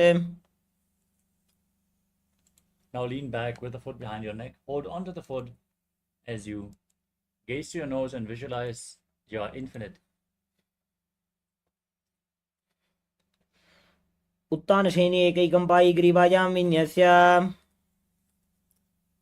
Now roll onto the side with the hand holding onto the foot. Gaze to the nose as you feel in complete control in Ankushasana. उत्तानशयित एकैकं पादं ग्रीवायां कुर्वन्. Next up is Yoga Nidrasana. As you lay on your back, one by one, lift your legs up behind your neck and then interlock your fingers behind your back. If you can't lift your feet behind your neck, you can cross them in front of your body, pull them towards your chest or bring them over your shoulder. Then gaze to your nose and visualize Swamiji in your inner space.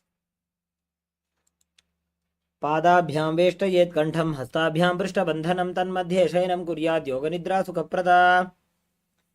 Now bend your elbows upwards and interlock them around your neck as you gaze to your nose and visualize Lord Vishnu in Atmanamasana. Atma Rama Asana Pratama Sudhoso Ve. Next up is Kochikasana. Now lay on your back, extend your arms out at the side at shoulder level. Keep the knees at the chest with the soles of the feet pointing up towards the sky. दो हाथ सीधा सा करे तेन सो ube Sapa करे. Next up is Jatara Parivritti 1, 2, and 3. Lay on your back, extend your arms out to the side and pull your knees against your chest. From that position, drop one knee to the side and extend the opposite leg down. Now bend both knees to the side. Extend both legs to the side, hold onto the feet and gaze away from the feet. Visualize Swamiji, perform the Mula Bandha, breathe in Pratyahara Pranayama as you return to the center position. Then drop the other knee down to the side, extend the opposite leg. Bend both your knees to the side.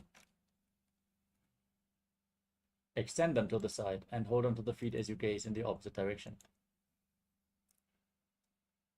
परिवृत्ते कुक्षे भागे त्रिदाहि परिकीर्तितः बद्धकोणं सुप्तकोणं ऊर्ध्वकोणम् अथापि च. Next up is the Dvipadapitam. As you lay on your back, with your feet flat, knees raised, hold onto your ankles and raise your hips up.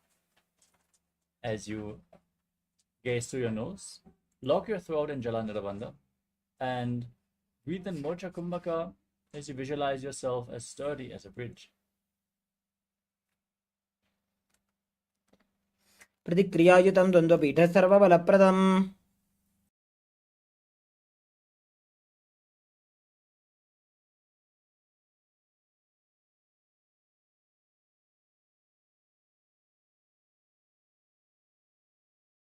Next up is Paryankasana. From the same posture, now bring your hands over top of your shoulders, fingers pointing towards your feet. And then lift your entire body off the ground. Push your hips up high. As you breathe calmly through your nose in Sahaja Kumbhaka, visualize yourself as sturdy as stone furniture. उत्तानस्य नमस्ततलाभ्यां भूमिमष्टभ्य पादतलाभ्यां भूमिं धृत्वा. Lower yourself back down and pull your knees towards your chest as you place your hands on the respective shoulders and move your hips in a circular motion.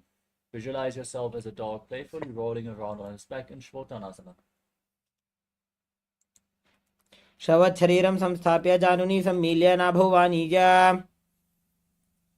Next up is the Viparita Karani. Now place your arms flat on the ground and then raise your legs up high. Point your toes towards the sky. As you breathe in Mocha Kumbhaka with Jalandhara Bandha and Mula Bandha engaged and move your legs in a circular motion as you visualize Swamiji in your inner space. भूतले सशिरो दत्त्वा खेनये चरणद्वयं विपरीतकृतिश्चैषा सर्वतन्त्रेषु गोपिता. Now stop the movement of your legs. Point your toes up. Be stable and sturdy in Viparita Karani too. Karni विपरीताख्या सर्वाधिव्याधिनाशिनी नित्यमभ्यासयुक्तस्य जाठराग्निविवर्धनी. Now drop your toes down over top of your head, touching the ground as you interlock your fingers behind your back. Push your hands into the mat and visualize yourself as a plow in Langalasana. नरकासने स्थित्वा नासिकाप्रदेशे भूमौ पादपृष्ठे स्थाप्य. Now raise your arms over top of your head and hold on to the feet. As you breathe in Jalandhara Bandha, visualize Lord Paramashiva and internally chant Om Nithyananda Paramashivoham, as this is one of the 84 asanas revealed directly by Lord Paramashiva himself, Shaita Paschimottanasana. तानं शयित्वात् कुर्वीत शयितपश्चिमतानकम्. Next up is Supta Konasana. From the same position, now separate your feet. Bring your hips over top of the shoulder level for balance as you visualize Swamiji in your inner space. परिवृत्ति कुक्षि भागे त्रिदाहि परिकीर्तितः. We move on to Chakradasana. Bring your feet back together, hold onto your ankles, and then roll onto your back as you visualize yourself as a chakra, a wheel. शवासनस्तद्वौ पादौ कुर्यान् मस्तकतः परो व्युत्क्रमेण ततः शीघ्रम् एतत् सर्वस्य साधनम्. Next up is Sukta Prasarita Parangushtasana. Now extend your legs vertically and hold onto the big toes in Prana Mudra. Visualize Swamiji breathe in Ujjayi Pranayama as you separate your legs wide to the side. Visualize Swamiji in Supta Prasarita Bharamishtasana. उत्तानपादं क्रौञ्चं च मरीचिं वीरभद्रकं नटराजं त्रिकोणं च सुप्ताङ्गुष्ठप्रसारणे. Now join your feet back together. Hold onto the big toes above your body, arms and legs straight as you visualize Swamiji in Supta Paramashivam. उत्तानपादं क्रौञ्चं च मरीचिं वीरभद्रकं नटराजं त्रिकोणं च सुप्ताङ्गुष्ठप्रसारणे.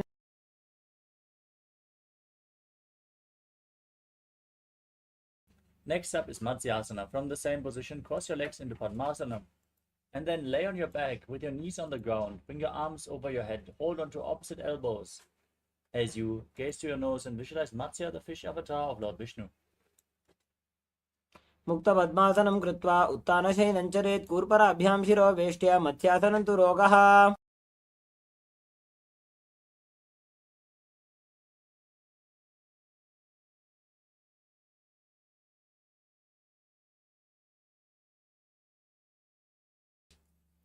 Next up is Parasharamasana.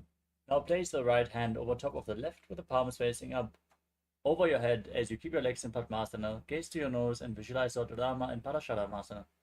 प्रथमकरे पद्मासन आचे सुदोषो वे भूपरिपाचे.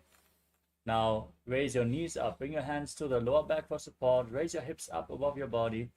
Balance on your elbows as you gaze to your nose and visualize Swamiji in Sarvangasana. अथवा क्षेत्र संक्षेपात् सर्वांगासनम् उत्तमम्. Next up is Vrishikasana. Lay on your back, place one foot onto the opposite thigh, and lift the opposite knee towards your chest. Extend your arms above your head, hook the fingers forward, lift your chin to the chest as you gaze to your third eye and visualize yourself as a scorpion. प्रथमशयनं सुधोषि शिकेशिकी सन्धि सुदाखे. Place the other foot on the opposite thigh. Repeat Vrishikasana. प्रथमशयनं सुधोषि शिकेशिकी सन्धि सुदाखे.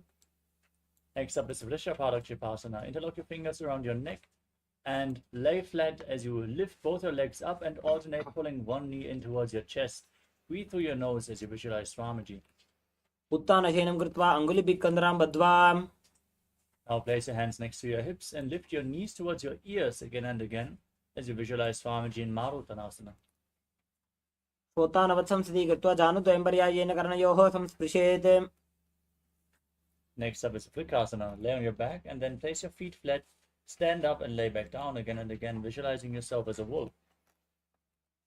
उत्तानशयनं कृत्वा पादतलाभ्यां भूमिं धृत्वा. Next up is Lutasana. As you lay on your back, kick your legs over your body and roll over completely again and again as you visualize Swamiji in your inner space. Finally, end in a prone position on your stomach. उत्तानशयनं पादौ शिर उल्लङ्घ्य. Next up is Sadatasana. As you lay on your stomach with your hands by the shoulders, contract your lips and make a whistling sound like a flute on the inhalation. Visualize yourself as a chariot carrying warriors into a battle for Dharma on your chariot back. नित्यशयनं कृत्वा नाभिं भूमौ निधाय. Now push your body into a plank position and jump your feet forward and backward as you visualize yourself transcend body and mind in Deha Ulanganasa. निब्जं शयनं कृत्वा नाभिं भूमौ निधाय. From a standing position,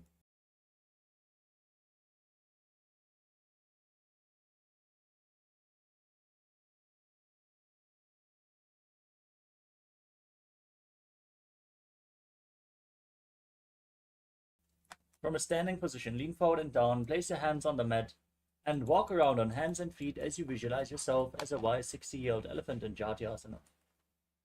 अथ जात्यासनं वक्षे येन जातिस्मरो भवेत्. Next up is Lolitika Karana. Now stand in Arimandi position. Heels together, toes pointing outwards, knees bent. Raise your elbows to the shoulder level and rotate your arms around your body as you move your head in all directions.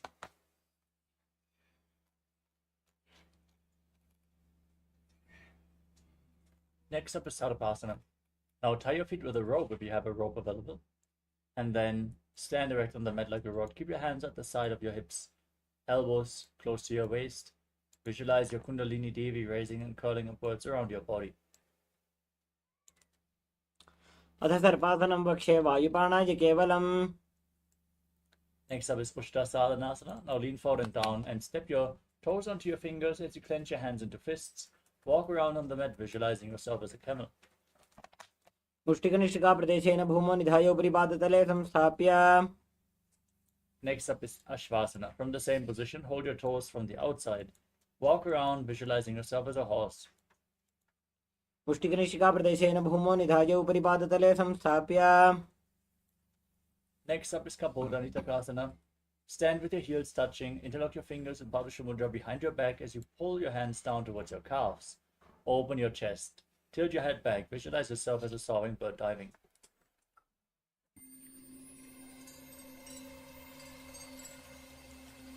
I welcome you all with my love and respects.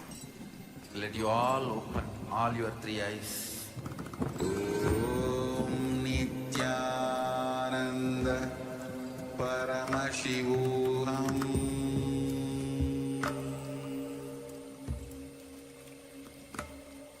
Om Nithyananda Paramashivoham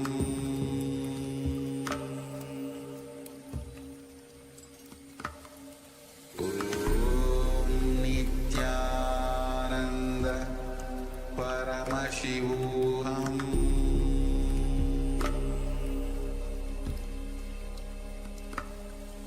Om Nithyananda Paramashivoham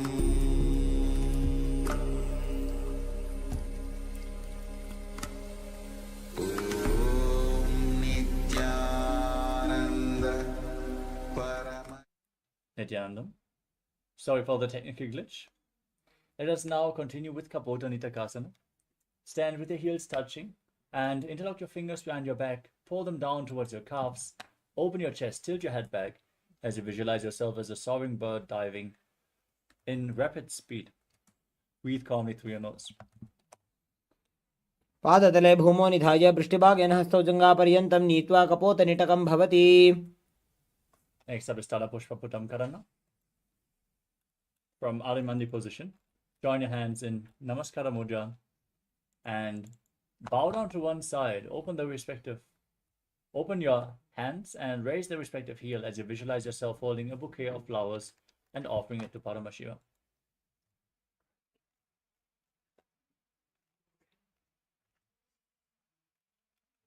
Next up is Khadgasana.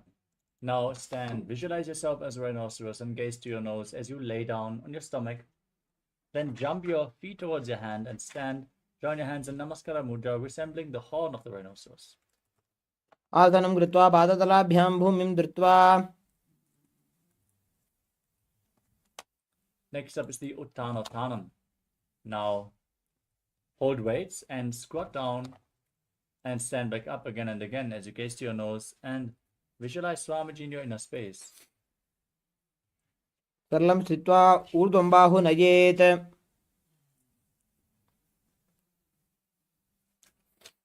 Next up is the Musalasana. Now raise your arms above your head and jump continuously as you visualize yourself as a mace. सरलं स्थित्वा ऊर्ध्वं बाहु नयेत् वारं वारम् उड्डानं कृत्वा. We move on to Utsheshakasana. As you hold on to one foot with both hands, pull it towards your chest, sit down and stand back up, alternating on both sides again and again as you gaze to your nose and visualize Swamiji in your inner space. एकैकं पादतलं कुक्षौ निधाय तिष्ठेत् शीर्षकं भवति.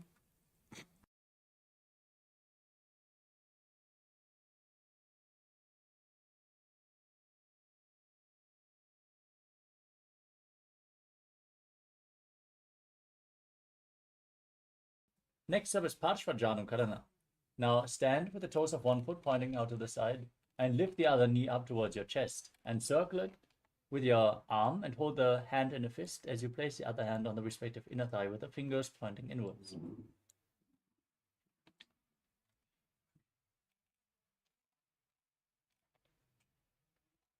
Next up is Tandavasana. Now hold on to weights and extend your arms out in front as you visualize yourself fiercely dancing as Lord Shiva. Lift one leg and sit down and stand back up on the other leg. एकेन पादेन स्थातव्यं ताण्डवासनं भवति. Next up is Brahmanasana. As you lift the left foot against the inner right thigh, keep the heel at the perineum, and your hands relaxed by the side as you visualize Lord Brahma blessing you from within. ब्राह्मणासनमावक्षे यत् कृत्वा ब्राह्मणो भवेत्.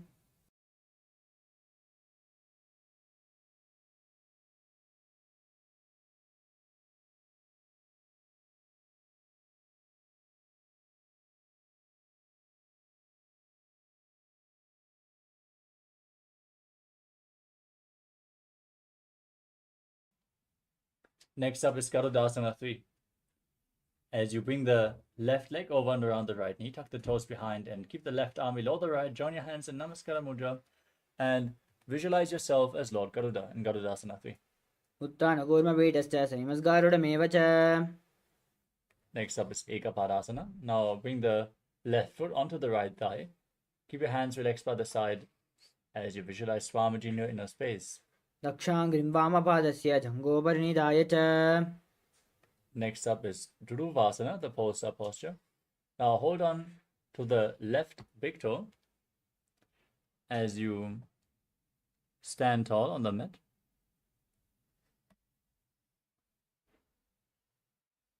Then extend the leg out to the side and rotate quickly on the standing leg as you visualize yourself as the North Pole star. एकेन हस्तेन दण्डरूपस्य एकस्य पादस्य अग्रं धृत्वा. Next up is Trivikramasana. As you lift one leg behind your neck, stand tall, sit down and stand back up. Perform the 3 steps of Lord Vishnu as you visualize Lord Vishnu blessing you from within. ग्रीवायं पादं संस्थाप्य स्थातव्यम् उत्थातव्यं त्रिविक्रमासनं भवति.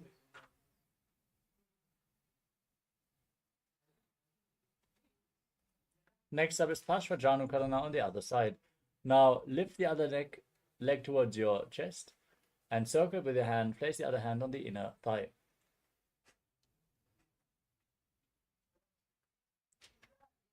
Now repeat Tandavasana on the other side.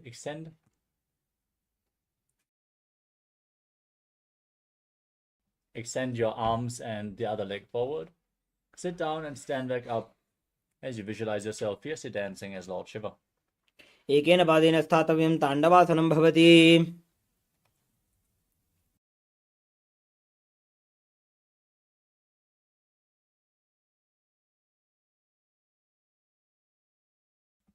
Next up is Brahmanasana on the other side. Pull the right knee up with the right foot against the left thigh. Your hands relaxed by the side as you visualize Lord Brahma blessing you from within. ब्राह्मणासनमावक्षे यत् कृत्वा ब्राह्मणो भवेत्.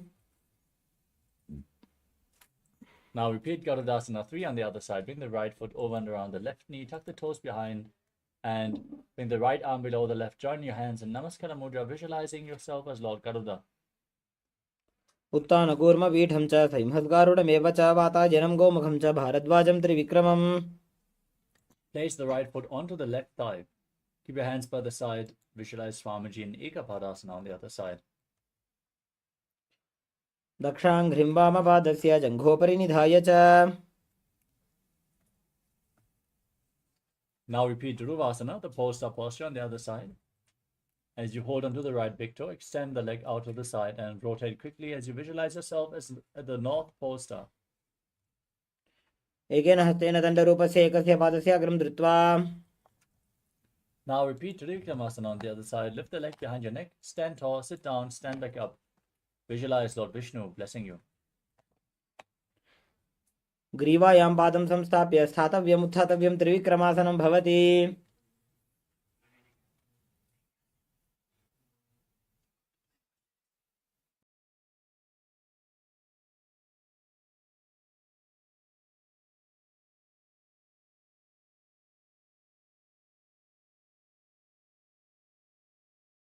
Next up is Samanaka Karana. Now stand with your heels touching, toes pointing outwards, and your hands slightly extended away from your hips. Breathe calmly. Point your fingers one by one. After this intense sequence of asanas, let us now get ready for the final 100 asanas of this sequence. Nithyanandam, we are on a mission to revive the Enlightenment civilization. If you resonate with our message and want to be part of us, be sure to like, share, and subscribe. And don't forget to click the bell icon.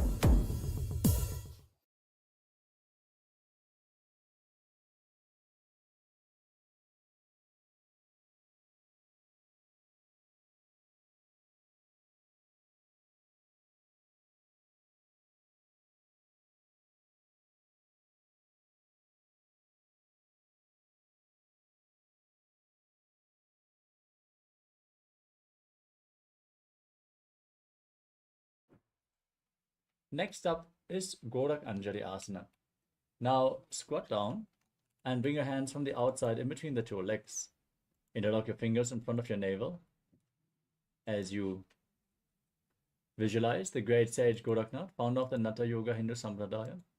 Breathe in Jiva Chala Kumbhaka, which is inhaling deeply, and then holding the breath, moving the prana freely along with your will. प्रथमहि बोहो ये बाहुरी नीच बुनि होवे. Next up is Kanchi Asana. As you squat down, interlock your fingers behind your back and visualize Swamiji in your inner space.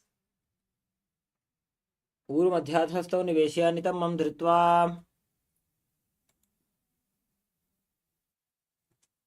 Next up is Bhairo Asana. As you squat down with your heels together, look towards your navel and interlock your fingers around your lower back as you visualize Bhagavan Kala Bhairava, the Lord of Time. दो पग की थलिया की माहिली को मिलाई.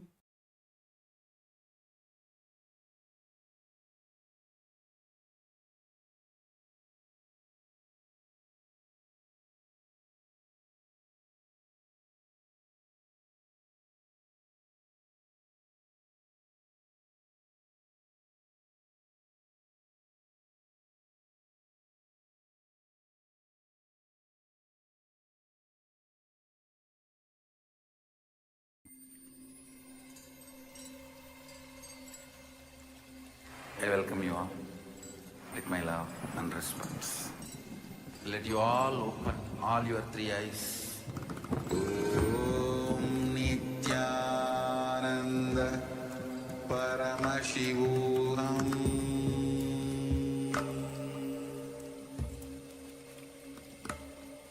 Om Nithyananda Paramashivoham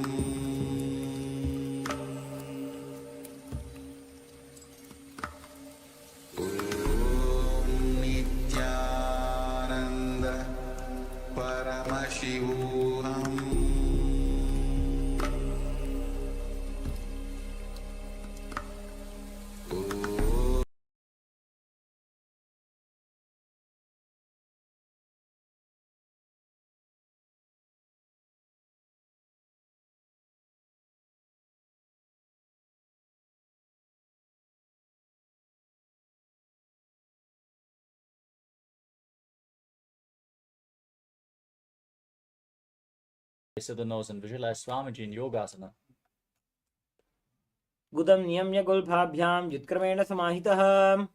Now rise up onto your knees and cross your feet behind. Hold on.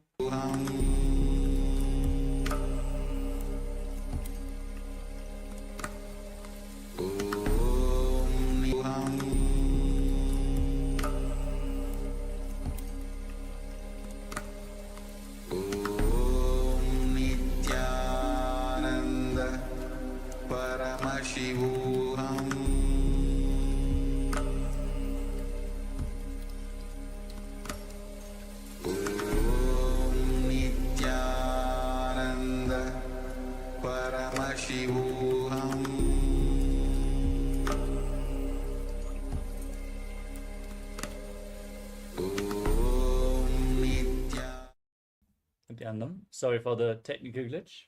Let us now move on to the next asana, which is Varahasana. From a squatting position, heels together, toes separated, join your hands in Anjali Mudra, place them behind your neck with the fingers pointing down towards the ground. Gaze to your nose as you visualize yourself as Varaha, the boar avatar of Lord Vishnu. पागतली की माहिली core मिलाई फना पानी उकड़ मोड़ वैसे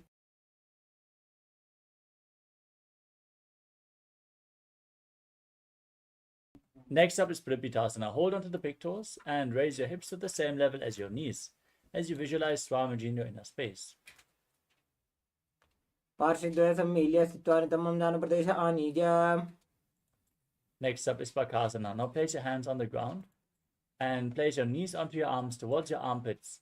Lift your feet up as you visualize yourself as a crow. पार्श्वद्वय सम्मील्य स्थित्वा नितम्बं ज्ञानप्रदेश आनीय. Next up is Sushtanga Kapalayasana. Keep your hands on the mat, place your head on the ground and lift your legs up. Cross them into Padmasana as you gaze to your nose and visualize Swamiji in your inner space. आसन को गुण कपाल आछो होई. Next up is Guptasana. From a kneeling position with your heels outside the hips, keep your hands on the knees, gaze to your nose, and visualize you're sitting in the secret seat with Paramashiva and Guru. जानूर्वोरन्तरे पादौ कृत्वा पादौ च गोपयेत्. Nityananda, we are on a mission to revive the Enlightenment civilization. If you resonate with our message and want to be part of us, be sure to like, share, and subscribe. And don't forget to click the bell icon.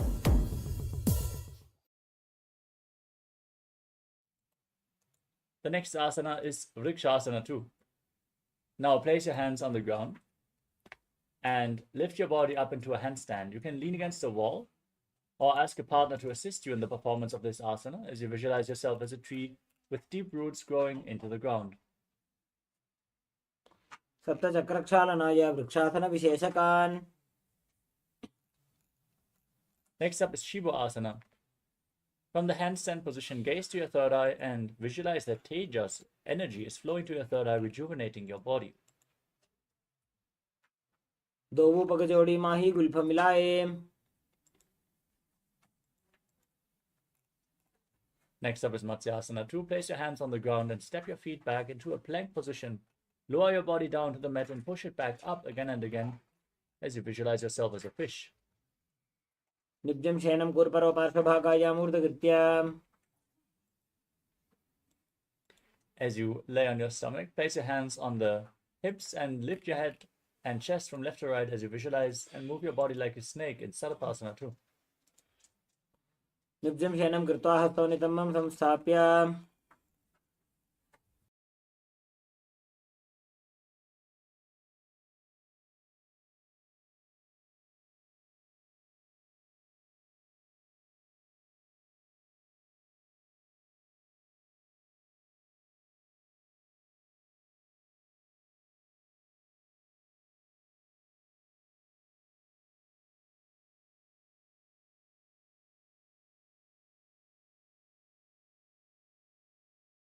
The next asana is Niralambanasana.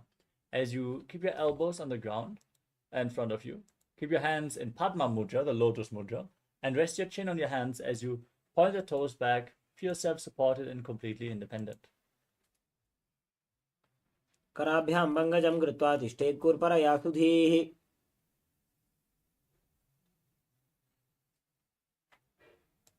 Next up is Chaturasana. Now bend your knees and place your hands on the ground. Straighten your arms to bring your upper back to the raised feet. Visualize yourself as an umbrella protecting your Guru from the sun rays. अर्ध्यासनं स्थित्वा हस्ततलाभ्यां भूमिमष्टभ्य. Next up is Vajrasana. Sit down on your heels. Keep the feet flat and lean forward. Place your hands on the mat and your forehead as well as you gaze to your nose and visualize yourself as Vajra, the weapon of Indra. इदानीं गर्भिणीनां योगाभ्यासो यथा लघुसुखप्रसवलाभाय प्रोच्यते प्राक्तने पथि. Now raise your hips up. Place your hands on the ground. Enter Gajasana and alternate striking the ground with your hands as you visualize yourself as powerful as a ram in Meshasana. गजासन संस्थितो एकैकं बाहुं भूमौ ताडयेत्. Next up is Ajasana. With your hands on the ground, lift your body up and lower your head down towards the ground as you visualize yourself as unborn, existing for all eternity. गजासन संस्थितो पादद्वयमन्तराळे कृत्य.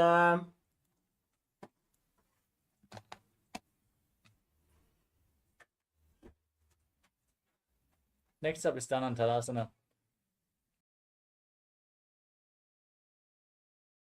In a kneeling position, hold on to the big toes and pull them towards your perineum.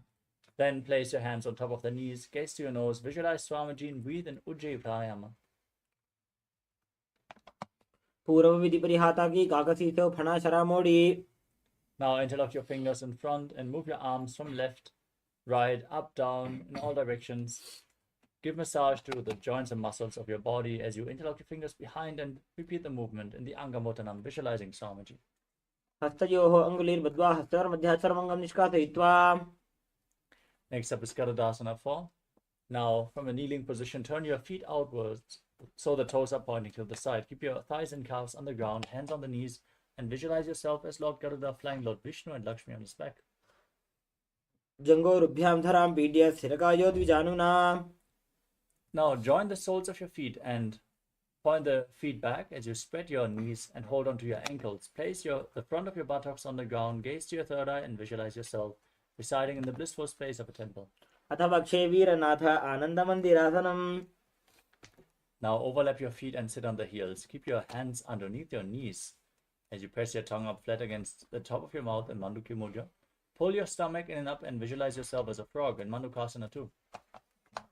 पृष्ठं सम्पीड्यगुल्फाभ्यां जान्वङ्गे सबले आकृतिः. Next up is Narasimhasana. Now, tuck your toes, sit on raised heels, and place your hands on the mat, thumbs touching.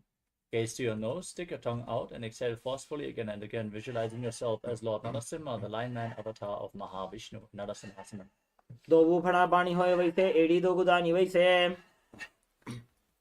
With the toes tucked, sit on the heels and cover your mouth with your hands. Bring your thumbs underneath the teeth and close your mouth. Inhale through the right nostril, exhale through your mouth as per your capacity in Vishtaka Kumbhaka as you gaze to your nose and visualize yourself as Devi. दो बगा की एड़ी जोगी गोड़ा फनवाने अपनी होई. Next up is Makadasana as you gaze to your third eye. Bring the soles of your feet together, toes pointing back, sit on the heels, and imitate as if you are a monkey stretching itself as you visualize yourself as a playful monkey. दो बगदली संपुट आने तिनकी पृष्ठी भूमि पर इठाने. Now rise your knees up, bring the soles of the feet together, separate the knees and hold on to opposite elbows behind your back as you gaze to your nose and embody diamond-like strength for your Sangha in Vajrasangarasana. प्रथम पणा पानी होए वैसे दो एड़ी गुदानी वैसे. Now place your knees on the ground, overlap your feet to sit on the heels and place your hands on the ground next to you. Pull your stomach in and up, gaze to your nose and visualize perfect health in Kanjanasana. खञ्जनासनमावक्षे यत्कृत्वा सुस्थिरो भवेत्. Now place your hands on the knees and make your upper back and neck stiff like the shell of a turtle. Visualize yourself as a turtle as you gaze to your nose in Kurmasana. गुल्फौ च वृषणस्याधो व्युत्क्रमेण समाहितोर्जुकाय शिरो ग्रीवं कूर्मासनमितीरितम्. Now keep your hands on the knees, relax your back as you gaze to the nose and visualize Swamiji in Yogasana. गुदं नियम्य गुल्फाभ्यां व्युत्क्रमेण समाहितः. Now rise up onto your knees and cross your feet behind. Hold on to the calves with the fingers inside and the thumbs outside as you gaze to your nose and visualize a space of oneness with your Guru in Vijyogasana. घोड़ा वामो बोहोई घोड़ा आड़ा राखे दोई. Now place the feet flat, hold onto your heels as you lean back, push your hips forward and visualize yourself as a camel in Ushtasana 2. मेरुदंड ग्रंथि दाढ्य संपिपादयि शुपुमान्. Lean back further, place your elbows and the back of your head on the ground as you gaze to the nose and visualize yourself as a lotus blooming in Jatyasana 2. दो एड़ी संपुट करे सोले मूलद्वारी धरि धरे. Lean back even further, place your back on the ground, rise up and lay back down again and again. Use the support of your hands if needed as you gaze to your nose and visualize the healing of your causal body in Vidatasana. जंगा पृष्ठि भूमो निधाय जंगोत्रयोः उरुनि संस्थाप्य. Next up is Kapotasana as you lean back. Bring your hands over top of your shoulders and hold onto your feet.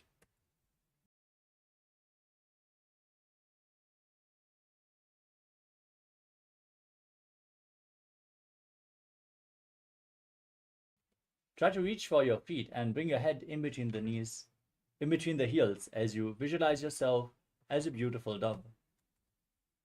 जङ्गापृष्ठिभूमौ निधाय जङ्गोत्रयोः उरुनि संस्थाप्य. Next up is Varasana. Now rise back up. Hold on to opposite arms as you stand on your knees with the toes tucked. Gaze to your nose. This is the boon fulfilling posture. Receive your boon from Paramashiva in Varasana.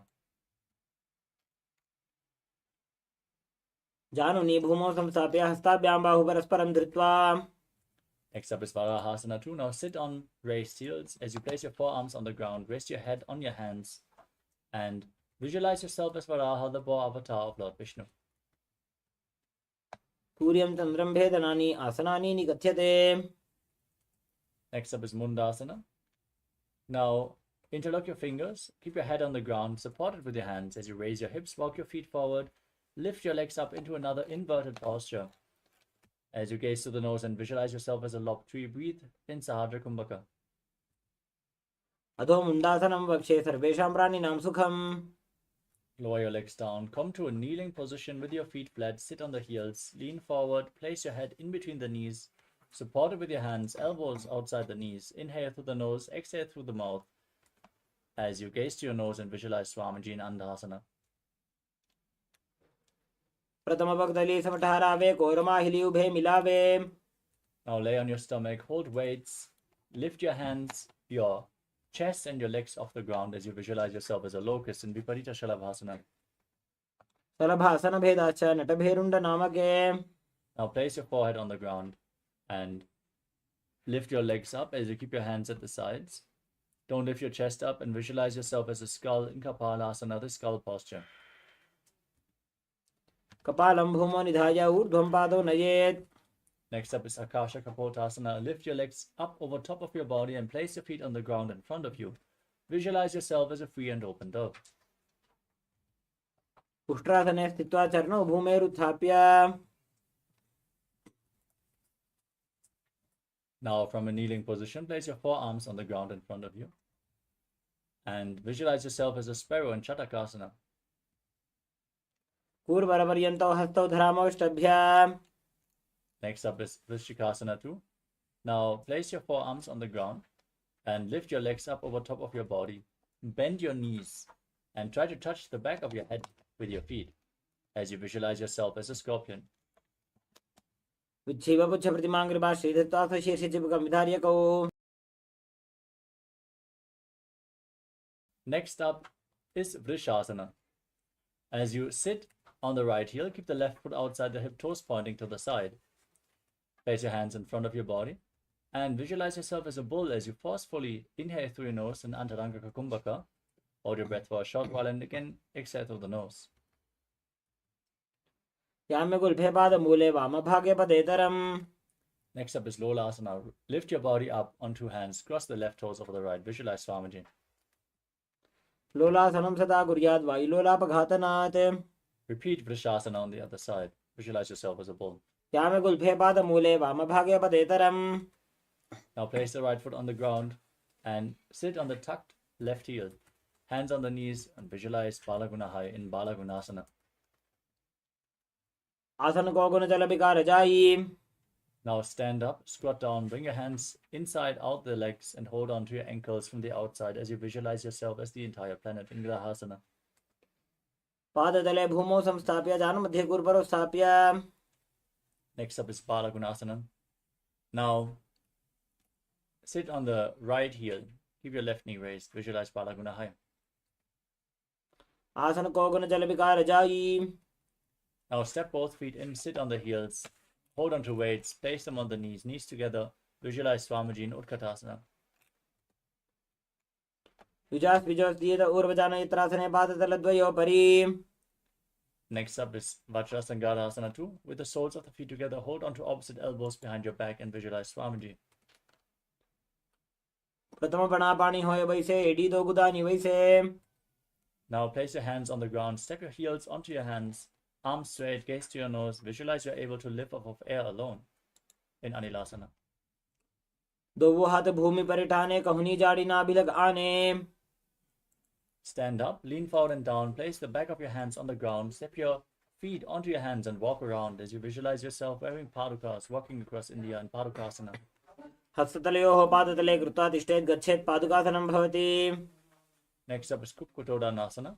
Place your hands on the ground, kick your legs up and let them fall back down again and again as you visualize yourself as a rooster. हस्ततले भूमौ कृता पादतले च ऊर्ध्वमुड्डानं कृत्वा. Next up is Birthright Nityasana. With your hands on the ground, kick your legs over top of your body and move around on two hands, dancing as you feel yourself become free of all inhibition. हस्ततलाभ्यां भूमिं वष्टभ्य. Next up is Kunjadasana. Now lean forward and down. Place one hand on the ground and the other hand on your respective ear. Visualize Swamiji in your inner space. अथ वक्षे Mahadev कुञ्जरासनमुत्तमम्. Now repeat Kunjadasana on the other side. अथ वक्षे Mahadev कुञ्जरासनमुत्तमम्. Now squat down and hold onto your ankles as you lift your feet and visualize yourself as a Kadamba tree in Kadambasana. पार्श्विभ्यां भूमिं वष्टभ्य. Now place your feet flat, knees against the chest, hands on the knees, and visualize excess vata being removed from your body in Pavana Muktasana. द्वयोः सुपादयोः पाणिं लात्वा सस्वनितम्बके. Next up is Chakodasana. Bring one leg behind your neck and lift your body off the ground. Extend the opposite leg forward as you gaze up and visualize yourself as a powerful source of energy in Chakodasana. पूर्वतानं चतुष्पादपीठं वज्रासनं तथा. Now hold on to the big toes and pull one foot towards your ear as you keep the other leg extended forward as you visualize yourself as a bow in Dhanurasana 2. पादाङ्गुष्ठौ तु पाणिभ्यां गृहीत्वा श्रवणावधि. Next up is Ashtavakrasana. Lift the leg over top of your shoulder, hook the other foot over top, extend your legs out to the side, and balance on your arms as you visualize yourself as a flying crane. वासिष्ठमतकौण्डिन्यम् ऊर्ध्वकुक्कुटमेव च. Next up is Pranasana. Keep one foot flat, the opposite foot on the raised thigh. Keep the shoulder underneath the knee. Gaze to your third eye and visualize that you are immortal, able to exist solely on prana in Pranasana. एतत् प्रभेदं वक्ष्यामि करोति यस्य चामरः. Next up is Parshvamatsindasana. Bring the raised foot to the opposite hip. Step the foot over top of the knee. Interlock your fingers behind your back as you gaze to your third eye and visualize Sage Matsindanath. वामोरुमूलार्पितदक्षपादो जान्वो बहिर्वेष्टितदक्षदोष्णा. Now repeat Chakodasana on the other side. Lift the other leg behind your neck. Lift your body up. Extend the opposite leg forward. Gaze up and visualize yourself as a powerful source of energy. पूर्वतानं चतुष्पादपीठं वज्रासनं तथा. Now pull the other foot towards your ear as you hold onto the big toes in Prana Mudra. Visualize yourself as a bow in Dhanurasana 2 on the other side. पादाङ्गुष्ठौ तु पाणिभ्यां गृहीत्वा श्रवणावधि. Now repeat Ashtavakrasana. Lift the other leg over top of your shoulder and balance as you extend your arms, your legs out to the side. Lean forward and visualize yourself as a flying crane. वासिष्ठमतकौण्डिन्यम् ऊर्ध्वकुक्कुटमेव च. Now repeat Pranasana. Now place the other foot flat. Place the other foot on top of the opposite thigh. Raise your knee over your shoulder. Gaze to your third eye and visualize you're immortal, able to exist on prana. एतत् प्रभेदं वक्ष्यामि करोति यस्य चामरः. Now repeat Parshvamatsindasana. Bring the raised foot to the opposite hip. Step the foot over top of the knee. Interlock your fingers behind your back as you gaze to your third eye and visualize Sage Matsindanath, the master of Hatha Yoga. वामोरुमूलार्पितदक्षपादो जान्वो बहिर्वेष्टितदक्षदोष्णा. Now extend one leg, keep the other heel against the perineum in Ardha Paschimottanasana. As you lean forward and down, hold onto the front foot as in Paschimottanasana and visualize Swamiji in your inner space. एकं पादं प्रसार्य एकं पादस्य पार्श्वनासीमनि सम्पीड्य. Next up is Crown Shasana. Bring the left foot outside the hip and raise the right foot in front of your face with the knee straight as you visualize yourself as a crane. उत्तानपादं क्रौञ्चं च मरीचिं वीरभद्रकम्. Now repeat Ardha Paschimottanasana. Bring the other heel against the perineum and lean forward and down. एकं पादं प्रसार्य एकं पादस्य पार्श्वनासीमनि सम्पीड्य. Now bring the right foot outside of the hip and lift the left foot in front of your face, visualizing yourself as a crane in Crown Shasana on the other side. उत्तानपादं क्रौञ्चं च मरीचिं वीरभद्रकम्. Now sit in a cross-legged position with your feet in between the thighs and calves. As you gaze to your nose, embody peace, well-being, good fortune, and prosperity. Visualize a swastika in your inner space. Keep your hands on the knees. जानुर्भोरन्तरे सम्यक् कृत्वा पादतले उभे. Next up is Gorakshasana. From the same posture, cover your heels with your hands, suck your chin to the chest, gaze to the nose, and visualize the great sage Goraknath. जानुर्भोरन्तरे पादौ उत्तानौ व्यक्तसंस्थितौ. Next up is Bhagasana 2. Now, keep the left heel against the perineum and the right foot on top of the left thigh. Inhale all the way, gaze to your third eye, visualize Swamiji in your inner space. Meditate on Arihanta as you close all your senses with your hands in Shanmukhi Mudra. वामपार्श्वौ गुदं संस्थाप्य दक्षाङ्घ्रिवामजगणे. Now place your feet on opposite knees, your hands on the ground next to your body, palms facing up in Yogasana 2 as you gaze to the nose, visualize Swamiji, and breathe in Kakachantra Kumbhaka with your mouth in the shape of the beak of a crow. Inhale through the mouth and exhale through your nostrils. उत्तानौ चरणौ कृत्वा संस्थाप्य उपरि जानुनोः. Now rotate your hands, place your palms on the ground, lift your body up. With the legs in Padmasana, visualizing yourself as a rooster in Urdhva Kukkutasana. वासिष्ठमतकौण्डिन्यमूर्धकुक्कुटमेव च. Next up is Siddha Haratali Asana. Now keep your legs in Padmasana, hands in between the legs, palms on the ground without lifting your body up. Visualize Swamiji as you gaze to your nose. प्रथम पद्मासन को करें, हस्तदो भूगोड़ासन दिधरे. Now push your body off the ground. Gaze to the nose as you visualize yourself as an elegant swan in Hamsasana. Kukkutasana स्थित्वा स्कन्धपर्यन्तं ऊरुनि नीत्वा. Next up is Karmukasana. Now raise your hips up, push your hands in between the legs and interlock the fingers, placing them on the ground behind you in Parashu Mudra.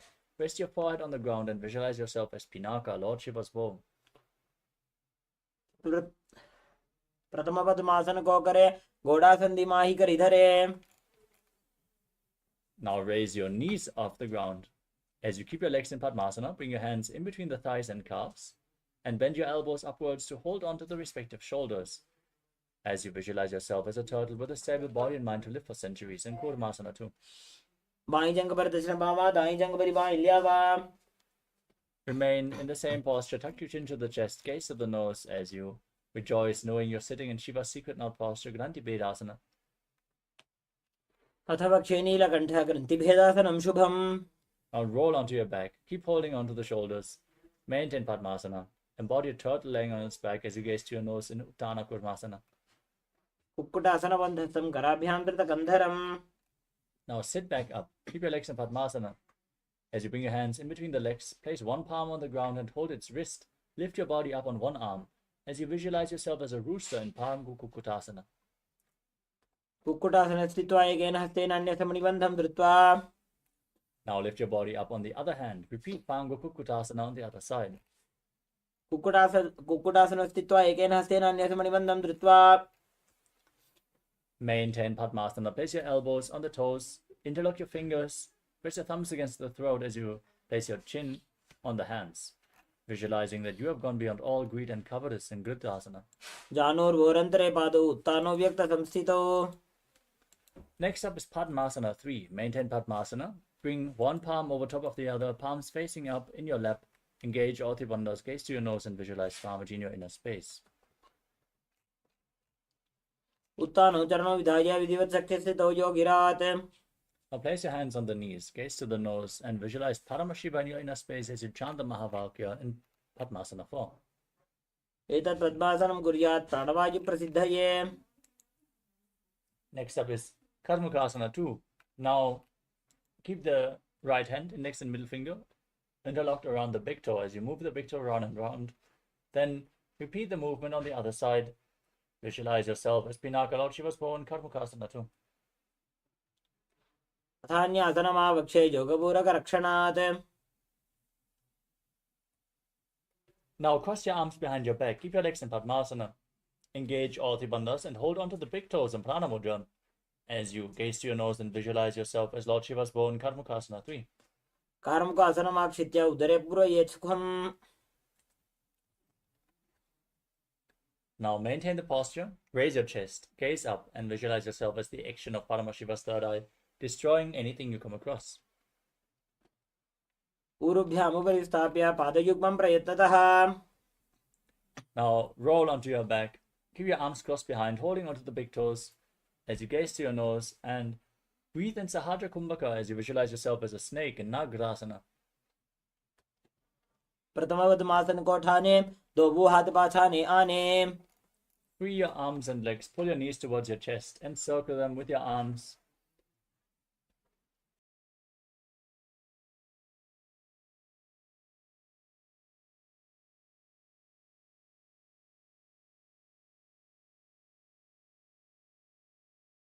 Bring your chin to the knees and squeeze your body into a ball in Kandukasana. वेतरासने स्थित्वा हस्तपादानि निष्कुष्य. Next up is Urdhva Bhavanasana. As you interlock your fingers around your neck, keep your feet flat, gaze to the nose, and visualize Swamiji. Breathe calmly through your nose. प्रथमे सूधो San करावे घोड़ा उभा राशि मिलावे. Now bring your upturned palms underneath your heels and push your hips off the ground. Lock your throat, breathe in Mocha Kumbhaka, and visualize yourself as a powerful alpha ape in Marakata Pitasana. उत्तान सेन पादतले उत्तान हस्तयोः स्थापयेत्. Now bring your hands to the lower back and straighten your legs. Keep your hips raised, rest your body weight on your elbows as you gaze to your nose and visualize Swamiji in Uttana Shikipitakasana. जंघोर बलहीनश्चेत् उत्तानशिखिपीठकम्. Now raise your legs up and point your toes towards the sky as you place your arms flat on the ground for support. Visualize yourself blissfully traversing through Naraka Loka unscathed in Narakasana. ग्रीवाकण्ठेन भूमिं विष्टम्भ. Bring your hands to the lower back and straighten your body. Lower your legs down. Engage your core intensely as you visualize yourself as a boat crossing the ocean of samsara in Tirunakasana. नौकावत् स्थित्वात् ऊर्ध्वं पादाग्रद्वयं नयेत्. Now bring your hands back to the ground. Support your body. Be stable and sturdy like a flagpole as you visualize yourself as the Kailasa flag respected across all nations in Dvajasana. तिर्यन् नौकावते ग्रीवापृष्ठगोर्परैः भूमिं वष्टभ्य. Now lower your body down to the ground for the final asana of the sequence, Vritasana. Keep your hands by the side of your body and completely unclutch from any movements of your body and mind. Pull your perineum up. Forcefully pull the Kundalini Shakti up towards your Brahmananda, the crown of your head, in Shakti Charan Mudra. As you visualize your body is dead and Swamiji, the Supreme Pontiff of Hinduism, is liberating you. Internally chant Om Nityananda Paramashivoham. उत्तानं शववद्भूमौ शयनं तोषवासनं शवासनं श्रमहरं चित्तविश्रान्तिकारणम्.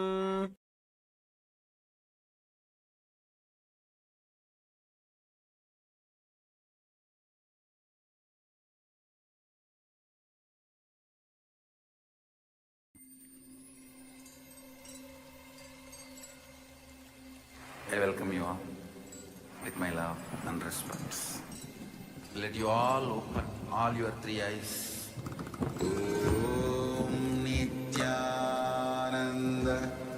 Paramashivoham.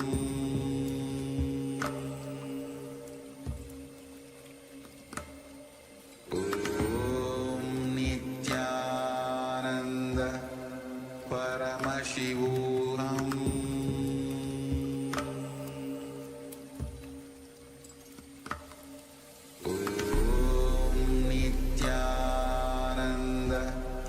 Paramashivoham.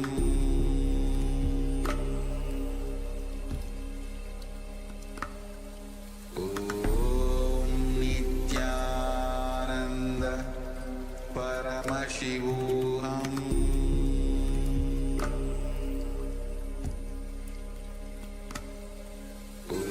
Om Nityananda Paramashivoham.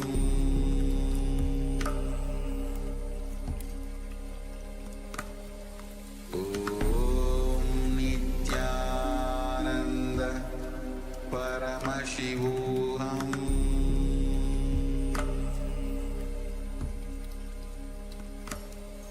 Om Nityananda Paramashivoham.